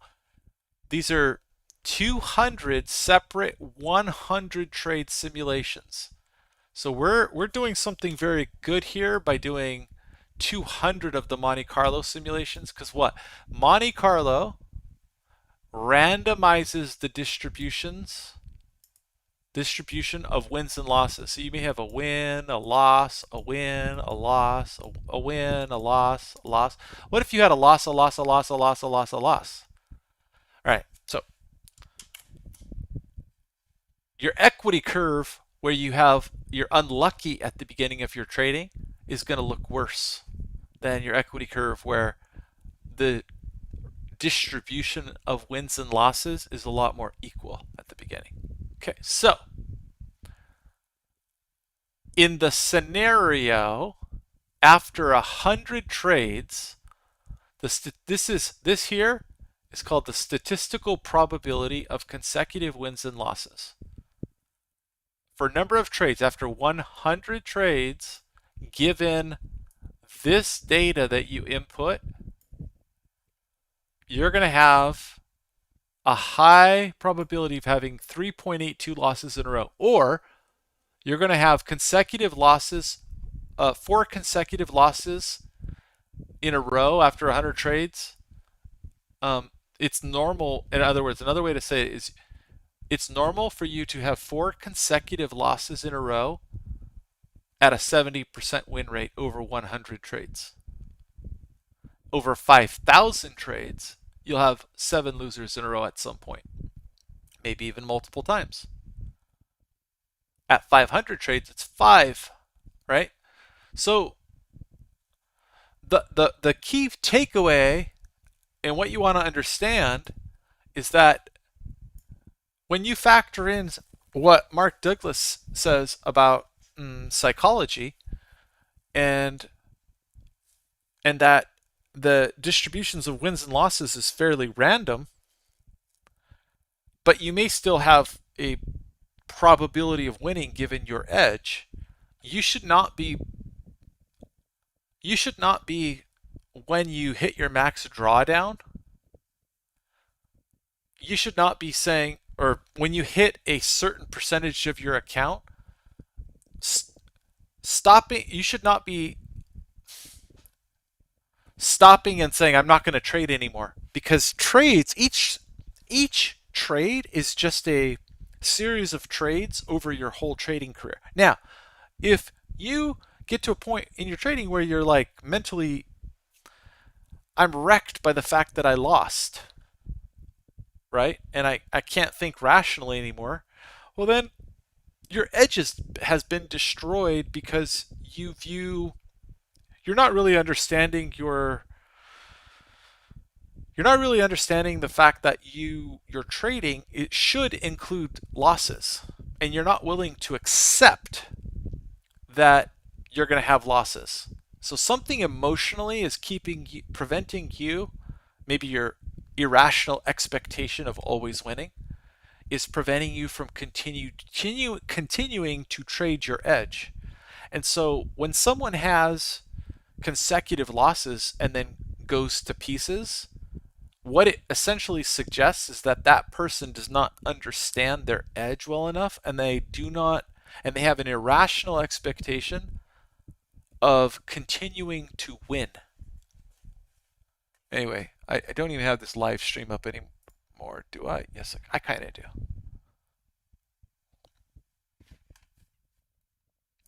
So anyway, this stuff is super interesting because what you can end up doing is you can say, right, so what this column here does is it takes 100 trades here and just and randomizes the order. This is one set, right? It might actually take 500. Let me see here. Hold on. Or 2. Let's see.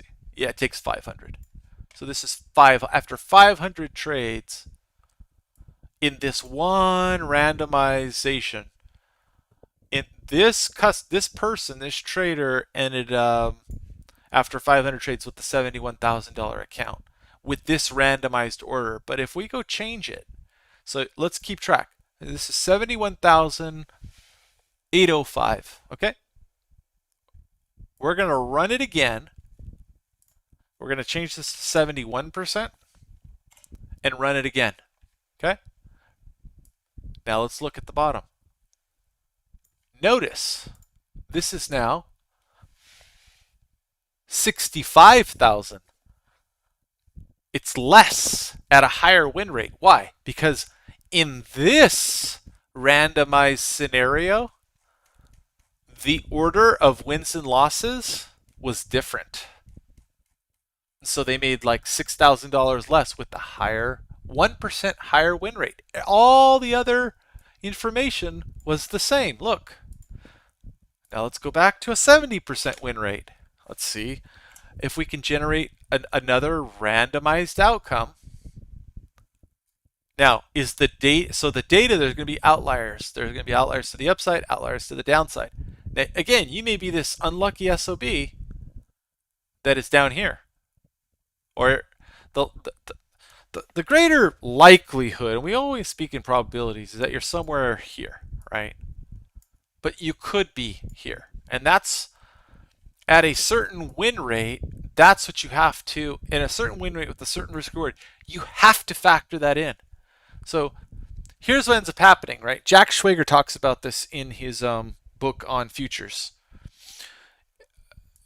Is that people have a good system, but they don't have enough data, right? So what they end up having is they get their first run of whatever. What is this? 100 trades. They get their first run of 100 trades, and it's a decent one. It's somewhere down in here. They barely make money. Right? And then they get their next run and it's up here. And then they get their next run. They're really unlucky. It's down here. Well, one of those is likely to produce an outcome like this. So over more trades, you may actually produce a better result, which is why backtesting is kind of important, right? And experience in trading is kind of important. And what he talks about is that a lot of traders never let winning systems run for long enough. Right? But you have to know that you have a winning system, right? And that's what a lot of you guys are still trying to figure out is, well, what's my winning system, right? You're like, oh, this is all good and dandy, but what's my winning system? Well, I don't know. You've got to figure that out. But you do need to know the useful part of this is recognizing that you're going to have a certain number of consecutive losses given a certain number of trades based on a win rate. And when you get consecutive losses, it should not allow you, or it should not cause, not allow, it should not cause you to fall apart mentally, to go, oh my gosh, I can't trade anymore. I lost. I'm emotional, right? So having this idea of having this max drawdown, while it's great for some people, when I'm trading, say at 3%, risk on account, it hurts when I have 4 losses in a row, because it's, let's say it's a 10,000 at 3%, 300 bucks, 300 bucks, 300 bucks. Oh, it's a little less each time, right? Because the total's going down of the account. But at 3 losses, you're down 10% of your account. If mentally you switch off and freak out, then your next trade, you're not going to be able to think rationally. Right? So it takes somebody with a confidence in their trading edge. It takes somebody with a lot more confidence to continue trading and trading and trading. I've gotten down a lot on my account, but I recognize that I was not mentally screwed. And I've taken a huge loss and turned it back into a nice winning day because I was just trading my setups. Right? And had I not done that, and had I gotten to a place where I was so worried about the P&L and so worried about drawdown, that I got to a place where emotionally I couldn't think properly, then I should take myself out of the game. But what Douglas is trying to get us to think about is that you shouldn't allow yourself to get so emotional. Like Douglas uses the example of going to a casino all the time, right? Which is, when people go to a casino, do they get pissed off when they lose money? It's the same idea, right? You have a probability of success, but people don't. They don't get really pissed off. They just get happy when they win, obviously, a lot of times. Why is that? Because people realize that the outcome is randomized, and then there's a probability of loss as well. But the problem is that a lot of traders don't approach the markets the same way, right? They approach the markets from the perspective of, my next trade should be a win every time, right? And that's just not reality. And if that is your reality, then you're in for a lot of pain until you learn that lesson.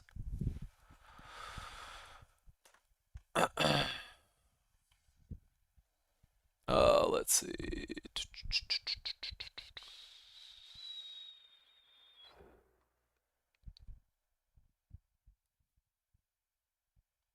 Yeah, Murin Gain says maybe you can try and use auto hotkey to remap the Stream Deck keys. I don't know.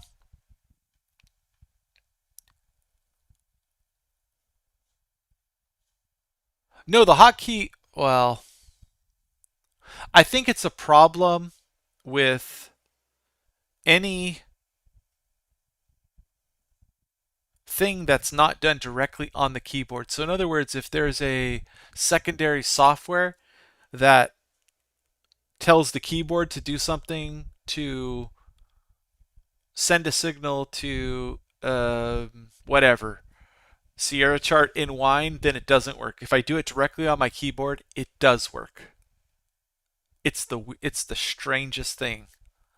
I don't know.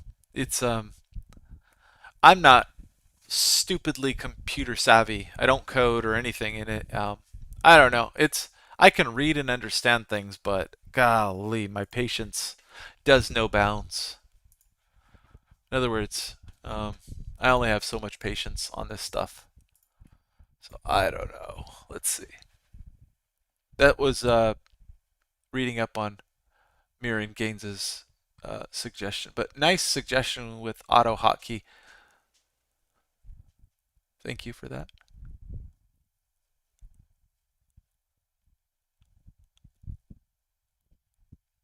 Yeah, Joe Diggins says, my thing is if I'm trading my edge and I get stopped, I don't personally get too bent out of shape. I just want to look for what the best risk reward would be to take on the next trade and move on. Yeah. Yeah, Gonzo, it is great.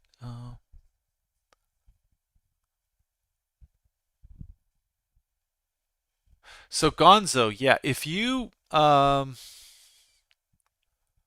uninstall well, if again, I'm using the K95 Platinum, I think, right? So it depends on your keyboard, but you might look at CKB Next, what they support.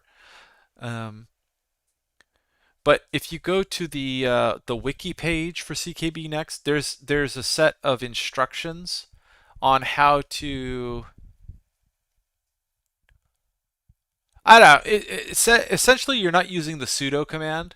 Um, how are you using the sudo? Gosh, whatever's on that page follows instructions, then it worked flawlessly. When I did it from, I don't know, one of the other pages with a shorter sudo command following all the instructions, it did not work. It only recognized my mouse and not my keyboard. So installing it according to the wiki whatever page and going through all the little steps, it worked flawlessly then. So, and it's still on and working flawlessly, blah, blah, blah, blah. I haven't had any problems whatsoever. Uh,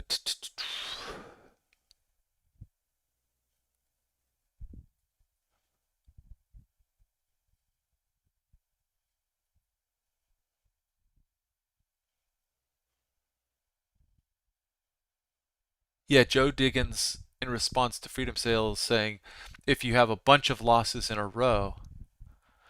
So for example, so Freedom says if I have a bunch of losses in a row and I'm losing a bunch of money, if for your given win rate and strategy, you're now in an outlier situation. So for example, let's say you type in 70% win rate at whatever, average 0.9 Rs or whatever, and you look at the Monte Carlo and you're like, I should not be having per 100 trades.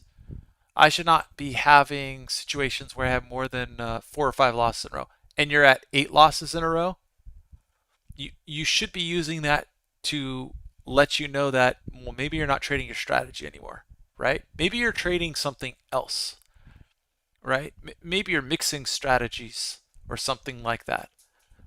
And if you're and a lot of that has to do with are you discretionary, and how defined are you for your setups?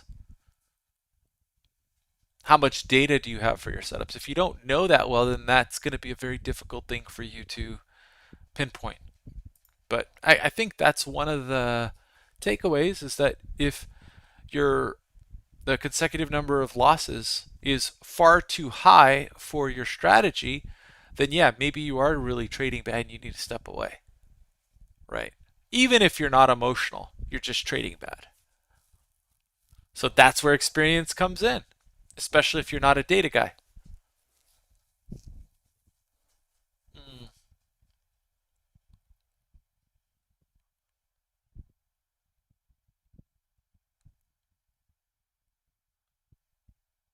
Oh, Gonzo says, what are you using for screenshots? I am using Ksnip.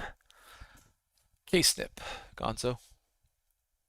I like it. It works well. The screenshots allow sort of like yeah, it works nicely. There's a whole lot of reasons why I like the Ksnip, but yeah, it works well.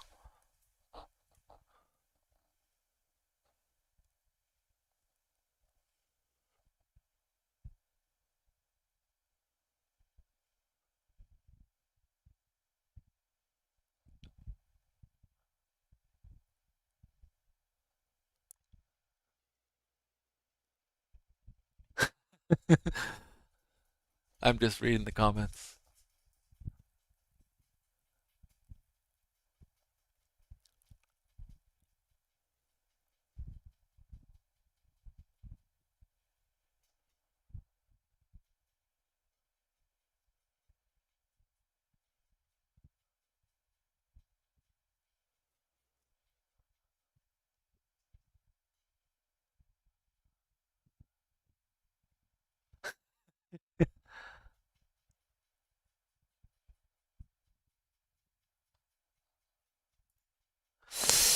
So, Freedom says, what if you're trading multiple strategies, and for each strategy you have a win rate, and for each strategy, when you combine them, you get far more than 6, 7, 8, whatever losses.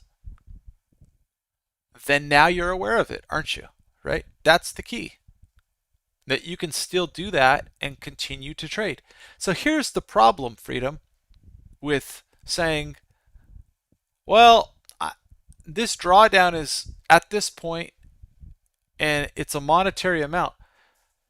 You're segmenting days and saying, at this point, I'm no longer going to trade. But what the heck is a 24-hour period of time when futures trades, whatever, 24/6, right? The next trade, what are you going to take a trade at 12:01 a.m. your time after you get unlocked? Can you now take a trade? What if the best trade occurred at 11:59, right? All trades are just a series of events moving forward in time. And to say I'm now cut off for that day, for me, it personally doesn't make any sense. What makes more sense is if you cut yourself off when you are tilting. And that's the only reason I said go check out Mark Douglas. You tilt, cut yourself off. That's it. So the more you're locked into this idea that at a dollar amount, the software has to cut me off, the more you're buying into the idea that after X number of losses, I'm a bad trader and I'm tilting. And that does not have to be the case. I'd argue that that's a lower way to view your trading. But you have to buy into what Douglas is saying about it. You have to. If you can't buy into that and you're stuck in that rut of thinking of it that way, then it's going to do you no good to just continue to trade when you're tilting.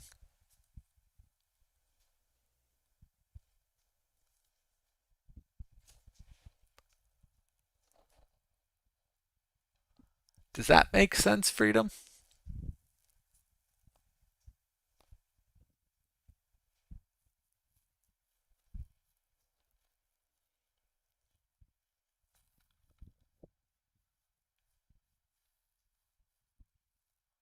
So anyway, I figured once you got through that, and that's why this conversation would have been hard, I think,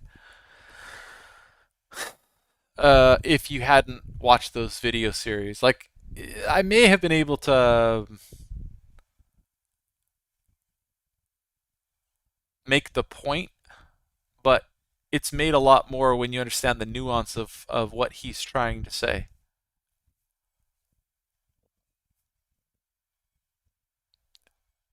And it is tough. Trading is hard, man. Trading is hard, but it doesn't have to be so hard. Um, when you clear, so Douglas, it's like going to the casino. Is there an emotional quality to losing? No, there's not. If there is for you, then, well, I'm sorry. But most of the time,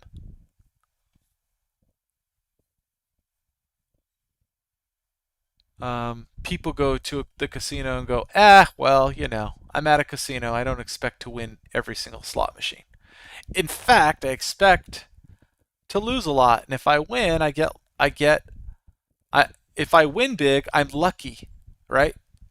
And they're like, "Oh, that's so great. I actually won here and I'm an outlier. Ha ha ha. Right now I should go buy a lottery ticket." But everyone's shocked and surprised and they tell everybody, "Oh my gosh, I had such a good time. This is amazing. I won. I didn't You don't really expect to win at the slot machine at a casino. You just don't, right? And there's no emotional quality about pissing your money away. Well, but people don't do that with trading. Every time they piss money away, they go, "Oh, jeez, I lost." And they get mad at themselves, right? And then that prevents them from thinking rationally about the market. Now you're out of control, right? And you're in this yo-yo of emotions and you have to step away and you're angry and you don't want to talk to anybody and you stay up late at night thinking about it. Hey, come on, I've been there. You feel like crap, you want to cry, you want to go eat ice cream, sit on the couch and watch Steel Magnolias.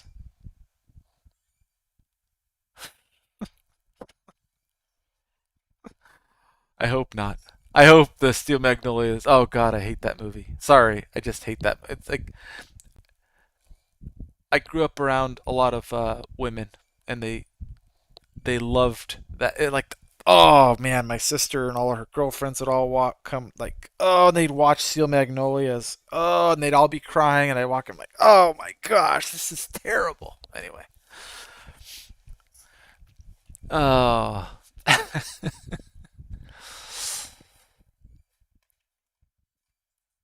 anyway, that that Nasdaq rally, holy cow! Look at that. Let's see if we can line up the.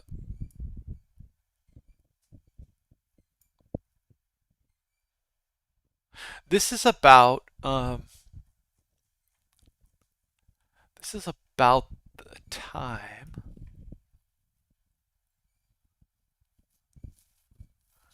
Oh, look at that.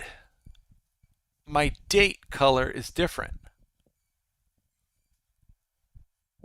This is darker. Jeez.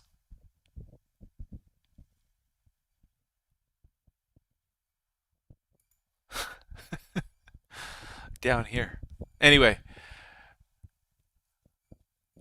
what was I going to say? Yeah, no, I was going to say this is about the time you go look cuz I'm long QQQs. And you go look at the okay, yeah. My position movers in toss 1.69% up on the day. Yay!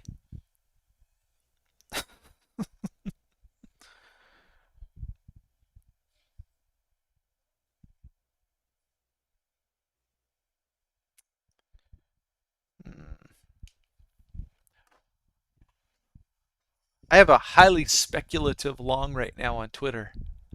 Um, it's underwater a little bit, not much, but I've had it for since Twitter dumped to about 38 is and has been going sideways. I've had it for a while. I don't know, a few 3 weeks, 4 weeks. I don't know. Just holding it, holding it, holding it. Very speculative. Um, I think as everybody forgets about the Twitter deal, that's on, that's off, that's it's definitely like a YOLO, not a YOLO trade, but it's more of a it's just a highly speculative trade, right? If the market rips, if the deal goes through and Elon says I'm going to do all this and this and this and this and this to Twitter, it's going to rip potentially, um, or not. I don't know. But can you imagine Elon coming in and going, the edit button is fixed or not fixed? There's an edit button, and we're not going to censor things, and and people just and we're going to add all this other cool stuff because Elon's all about that type of thing. And he does something that's revolutionary with the technology that all of us aren't even thinking about. We're just looking at headlines. It's possible because Elon's that smart.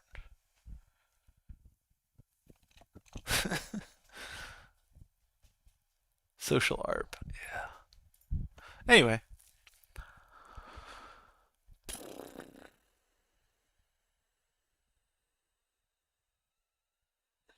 let's see.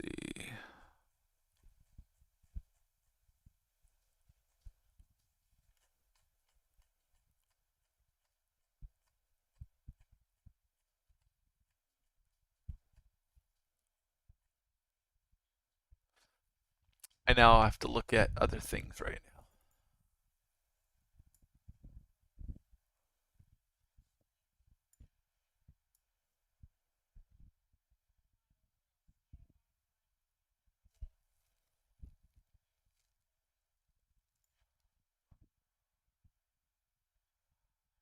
38, 48.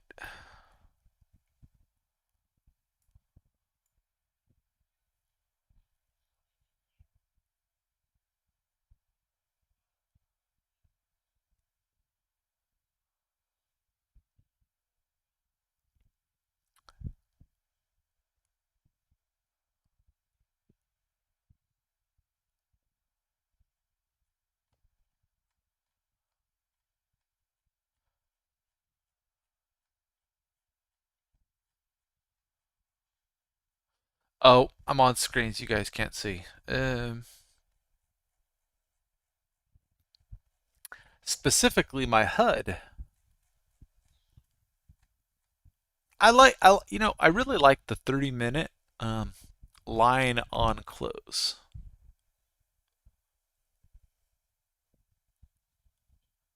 because it just sometimes it'll really filter out the noise. Anyway, let's see what else. What else do we got here?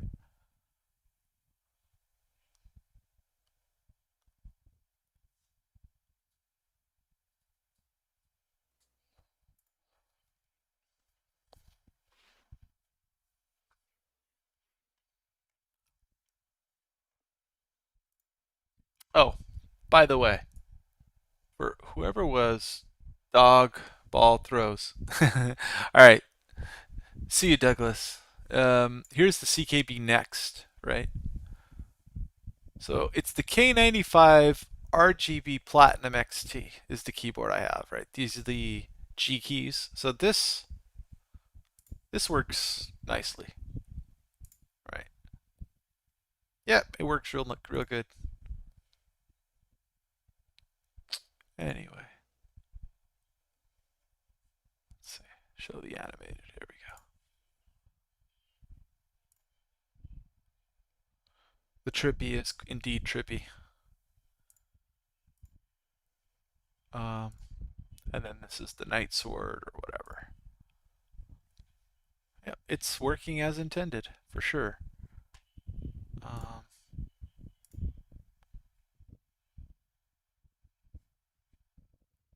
Performance, right? So you can change all of this stuff.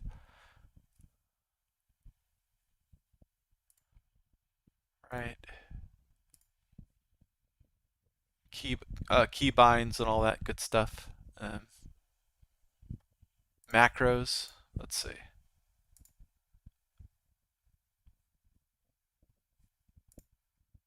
Why was it not? Let's see. Reset. No, we don't. Yeah, I don't know why the binding's not on. I haven't even looked at it really that much.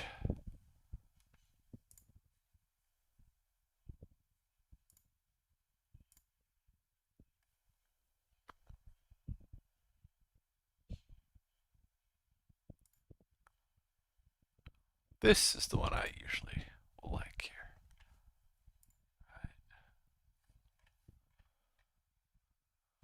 Thanks, Brian. I appreciate that, buddy. I do appreciate it, my friend.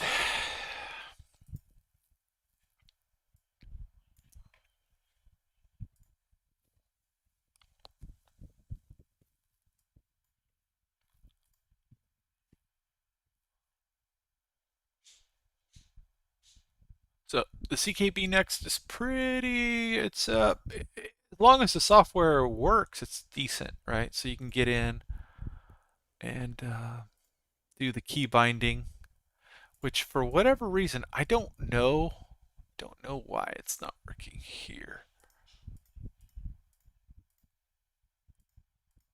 There's probably, oh yeah, because I gotta select the key. Dumb dumb. Like here I wasn't, right? I gotta actually go select the key. Bing. Then you go into, it's so funny. Divide, let's see, performance, binding, right? And then if you want to do macros, you can edit this, right? So do the keystroke delay. Now, what I haven't looked at is there somewhere in here that will affect the default keystroke delay. Let's see. Frame rate.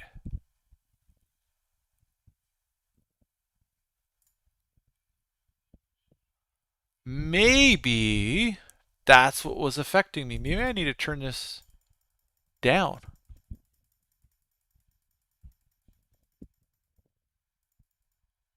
So 5, let's see.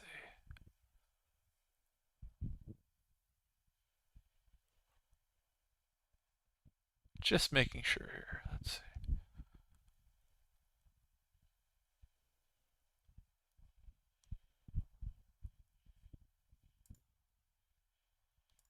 All right, so let's go in here.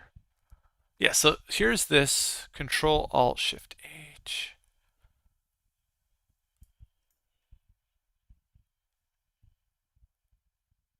Default. Record from, okay. That's this one.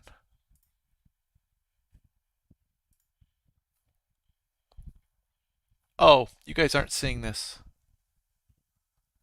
Ay, ay, ay. Dumb dumb. I was using this on the wrong screen. Of course, this is what I do. Anyway, doing these keybinds, and I was looking at the settings, and the FPS, which was set to 30.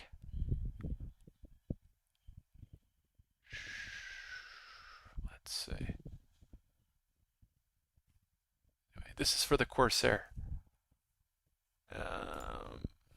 I couldn't get this to work again. This is what I was talking about with Murin. Do I use a news service?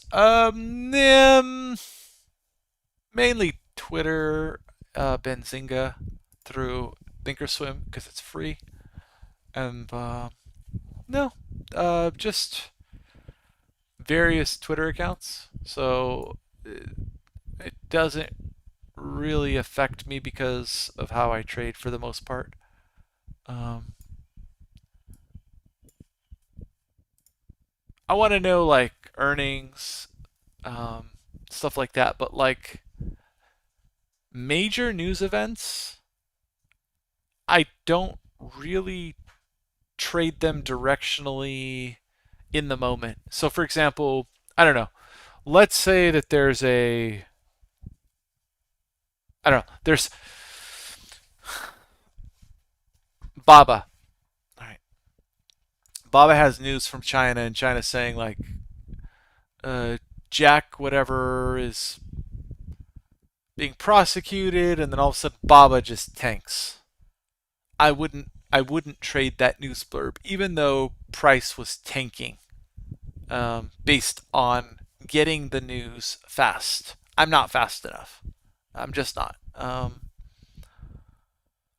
And there would be way too much involved with that. Now, however, um, let's say that news comes out and it I don't know, it sells off 6% in 5 minutes and then it retraces the whole thing. And I'm aware of the news. I might think about the news on the move and go, okay, this is what led to the market sell off. It retraced 100% right back to the sell off point, and then I'll use the news to go, okay, wait, are there any let's say trapped traders at the sell off point? And maybe there hasn't been hardly any volume, so I might take a little short scalp there. Or conversely, I might go, huh, that news did not matter at all. And now there's trap shorts. And there's no overhead supply right now. Yet we're back to the breakdown point. Like nothing happened. And short interest went bonkers. So like let's say I'm in interactive brokers and I see like there's let's say there were some Baba short shares and there was like I don't know 250,000 available short shares in IBKR, right? I know IBKR is not doesn't cover all the platforms. I get it, but let's toss most of the time doesn't have shortable shares for a lot of this stuff. So, but interactive brokers will often have a lot. And all of a sudden, I just look up and I'm like, that thing went from 250,000 available short to none, right? And I look down there and there's a 500,000 shares bought somewhere, I don't know, 2% lower than where we're at right now. I might use that, the fact that the market sold off on the news and then came all the way back up, back to the breakout point, which was a breakdown point, to go long because all those shorts are underwater, right? So you make a quick kind of. So I don't really base it off of news and try to beat the market time wise really quickly. I just can't. The news algos are too fast. Traders are too fast. I don't. I only have so many eyes, right? I trade futures, and that's more important to me than trading stocks, um, day trading stocks like that. I will day trade, but like I'm really picky about stuff. Like basically, so here's what I do is on weekends I chart the S&P top 25 market cap stocks every weekend religiously. And I do that in Thinkorswim. And so in Thinkorswim, you could set up alerts for all these levels, and you could set up alerts on trend lines and stuff like that. And so I chart and put alerts on big day candle or day or weekly time frames that are usually around a big trend line or a volume profile, high volume edge, or LVN. I set it and I forget about it. Now, I do use my knowledge of how the top 25 market cap stocks look every weekend to give me a bias in the coming week on how the indexes will move. And I've talked about that in a lot of YouTube videos. They're older, but it's too much for people, so I don't really show people what I'm doing with all of that anymore. It's just I used to share it every weekend, and I would share all that charting, and the videos were between 2 and 3 hours long. Um,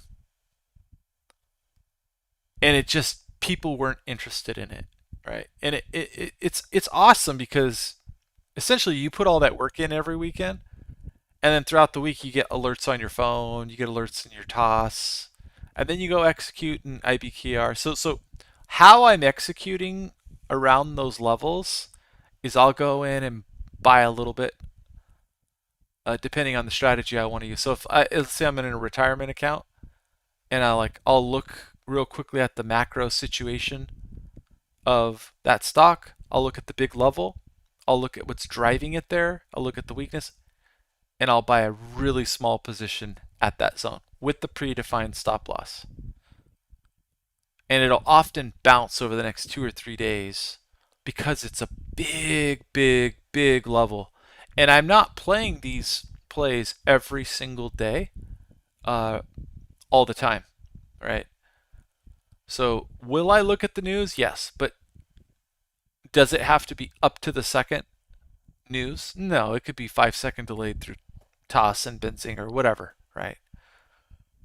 So, me just going into TOS and look at the news tab for that is enough, right? I just want to know that there's not some outstanding, really horrendous situation that is known by everybody and it just continues to sell, right? And then I make a quick judgment call on the fundamentals and go, okay, well, yeah, I'm willing to step in here because nothing has really fundamentally changed, but we're now in an oversold condition.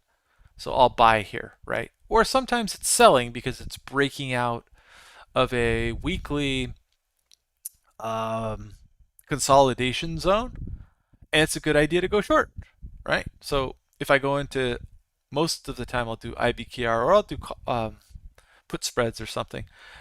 You have to go look at are those puts expensive, right? How expensive are the shortable shares in Interactive Brokers? Because when you short shares, you're paying interest to the person who's lending you those shares. So sometimes that interest rate is high, sometimes it's very low, right? Typically, the stocks that are very high are high for a reason. So in other words, everybody wants to short them. So they're like, well, I can charge more because you all think that there's a higher probability of this thing going down, and I can loan those shares out at that higher interest rate. So that's telling too. Right? So these are all subtleties, but this is more of a ES and NQ live stream, and that's what I focus on. Otherwise, I'd be talking about this forever and ever and ever, and it probably would interest a very few, few of you, but the vast majority of you are not interested in hearing about that, and so it would be even more of an echo chamber. Um, Twitter, aka Walter Bloomberg. I do follow Walter Bloomberg. I follow Financial Juice, I believe it's called. I follow. God, I don't even look at the names in here. Uh, Walter Bloomberg, Financial Juice, and Live Squawk. I want to say it is something like that.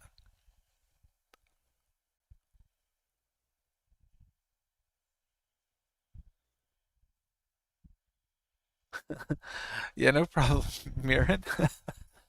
uh, what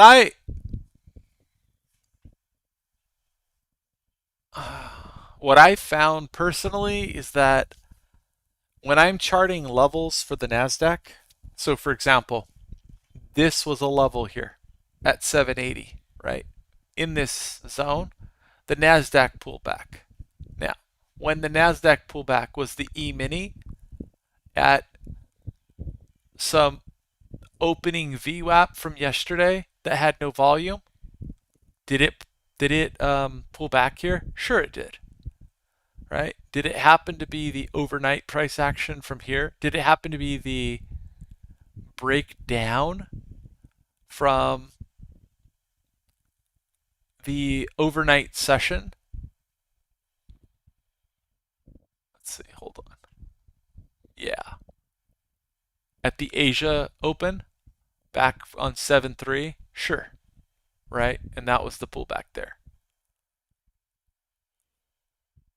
So could you say NASDAQ led ES? I don't know. I mean, look, these things are just represented by underlying constituents. So if you, it's a slippery slope, guys. If you want to try, so I've answered this question before, I think a bunch of times, so I'll try to answer it again. When you try to use one thing to say it's leading and that it gives you an early signals, understand what it is that you're saying when you say that. Okay. First, you need to understand, what does the NASDAQ represent? What are its constituents that move that index? What is the weighting of those constituents? So, if the weighting of the constituents or the stocks that move the NASDAQ are more sensitive to large caps or certain large caps, then yes, the NASDAQ sometimes will show strength or more strength on the strength of the largest cap stocks more sensitively, right? Conversely, if the NASDAQ is moving in more of a consolidative manner than the E-mini, it could mean that those largest cap stocks are on balance consolidating. Oh wow, futures are about to open. And so I think it's a little simplistic to just say one's leading the other without understanding that. I think it's really important, and this is why, so I have a chart grid in, let's see, hold on. We will try, let's see, hold on. What screen do we have up here? Okay. Watch me dox myself here.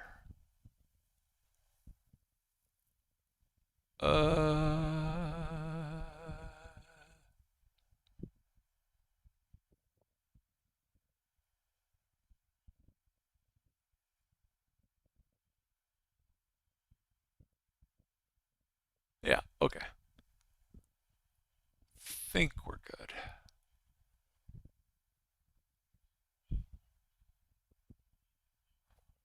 All right, so you guys should be able to see some of this. Wait, hold on.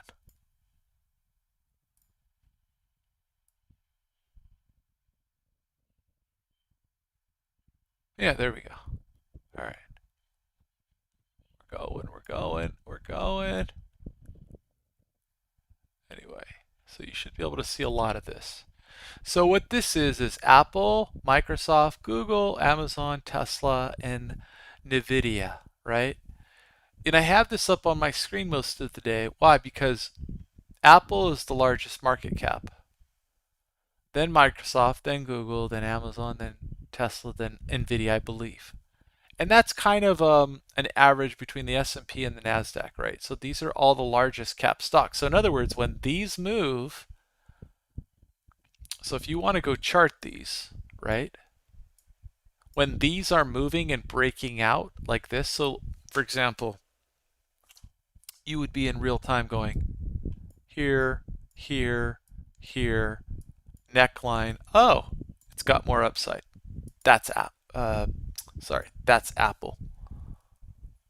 You guys can see this, right?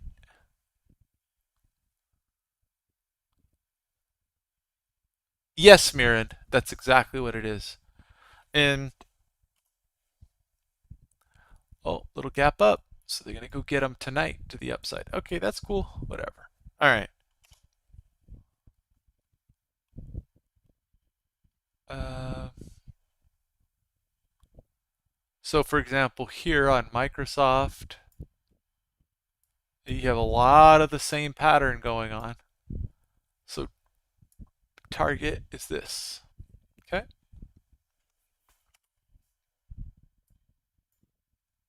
We have a downtrend on Google. Ah, this is going to be impossible. Forget it. Forget it.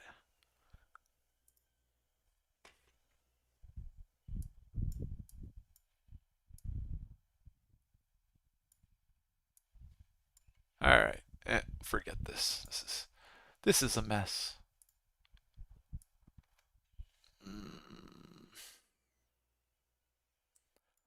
All right. Well, whatever. I'm not set up for this. I'm gonna do something stupid and regret it. So no, not gonna do it. Let's see. Anyway, it is super useful to have all of this up, and you can definitely look at the top market cap and see, hey, wait a second. Oh, I know what's moving the Nasdaq so hard right now, right? I now we know why the indexes keep breaking up higher and higher and higher, right? And you can find resistance points on those stocks, and if they all, sorry, I got stuff popping up left and right here. Um, if you if everything is at a key resistance point, you'll often see a reversal in the indexes, and so inst- I would suggest that instead of trying to use the NASDAQ or something like that to try and give an early signal, recognize that it's more sensitive, number one, but look at the chart patterns and the technical patterns of the actual top 5 or 10 underlyings. And if you can kind of keep track of those and juggle them, they will give you a great signal on the NASDAQ a lot of times. And again, that just takes a little more time, right? It's a little more difficult. Um, so if you're already using a footprint, you're already using a market profile, you're already trying to look at order flow on a DOM, you're already looking at God, what did I hear from Peter Resnicek the other day? Something about being nominated for the Nobel Prize for his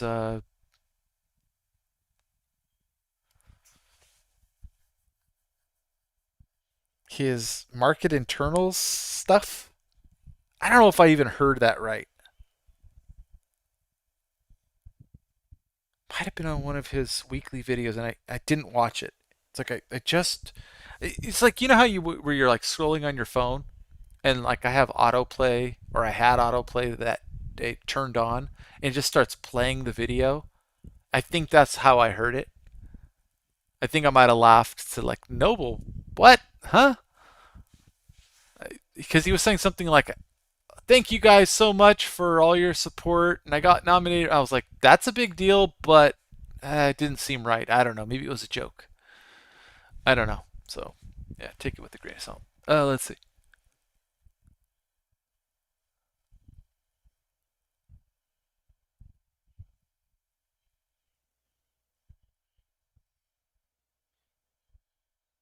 So, Aaron K 450. A tick indicator for those stocks. You could probably build one. You could probably build one.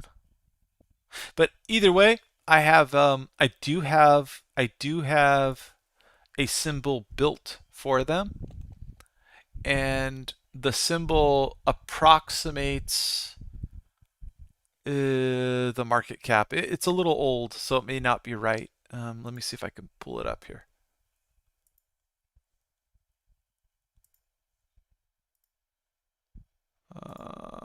There it is. Hold on.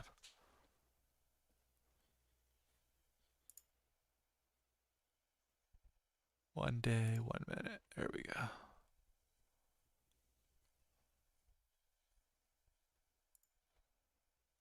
Hold on. Control C. Let's see if I can paste it into the chat.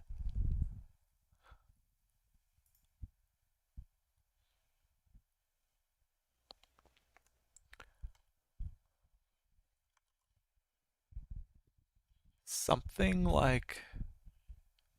So this one's older. It does not. Yeah, so it's not right. It does not include NVDA. So there you go. But it would be something like that in TOS, right?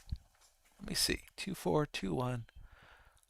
I wonder if I messed it up. Let's see. 24, 21, 19, 40, 64, 81.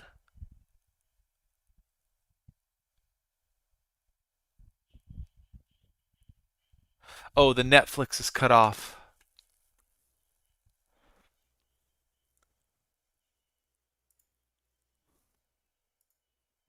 Hmm. Let me look at this. Netflix at what point?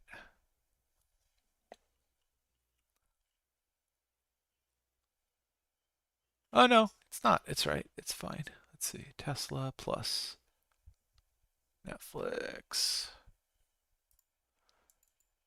There might be something wrong with that. I used to look at this, but I've gone to the looking at each chart. So I used to look at something like that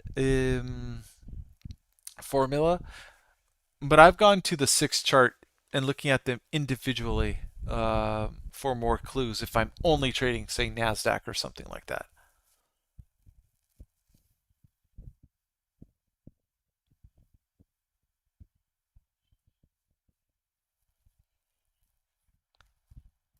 Because it works better. All right, let's see.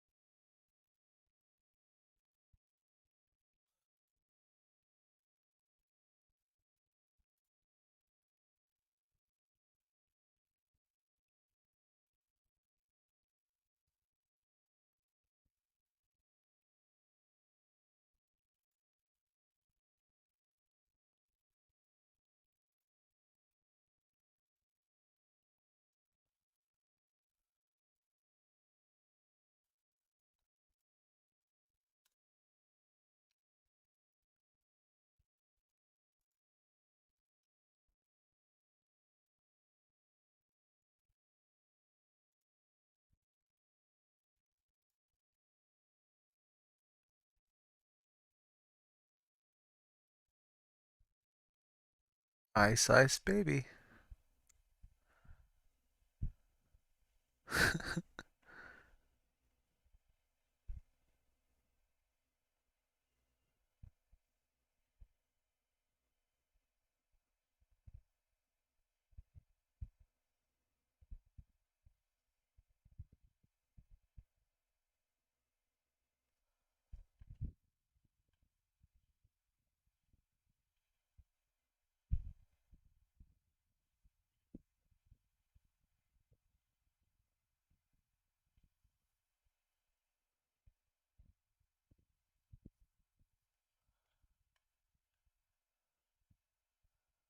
Not very big.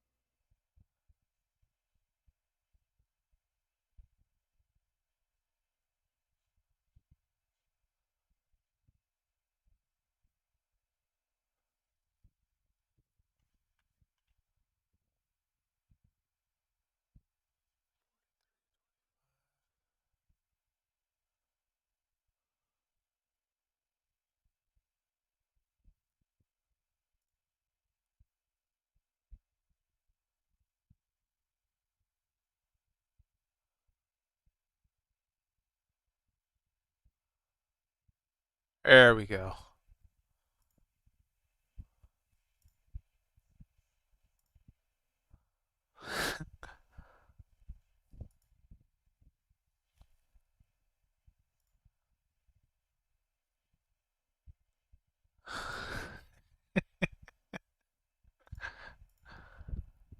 Uh,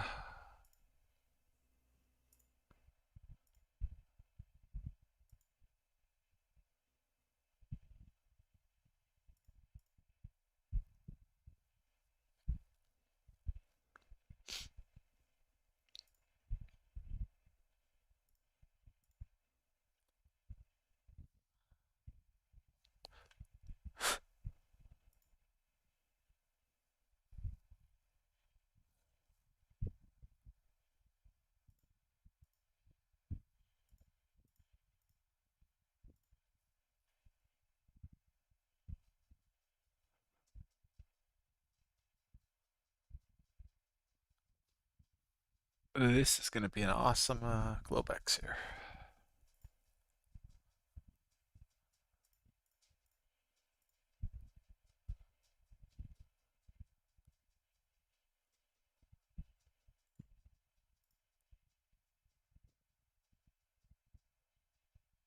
All right. Let's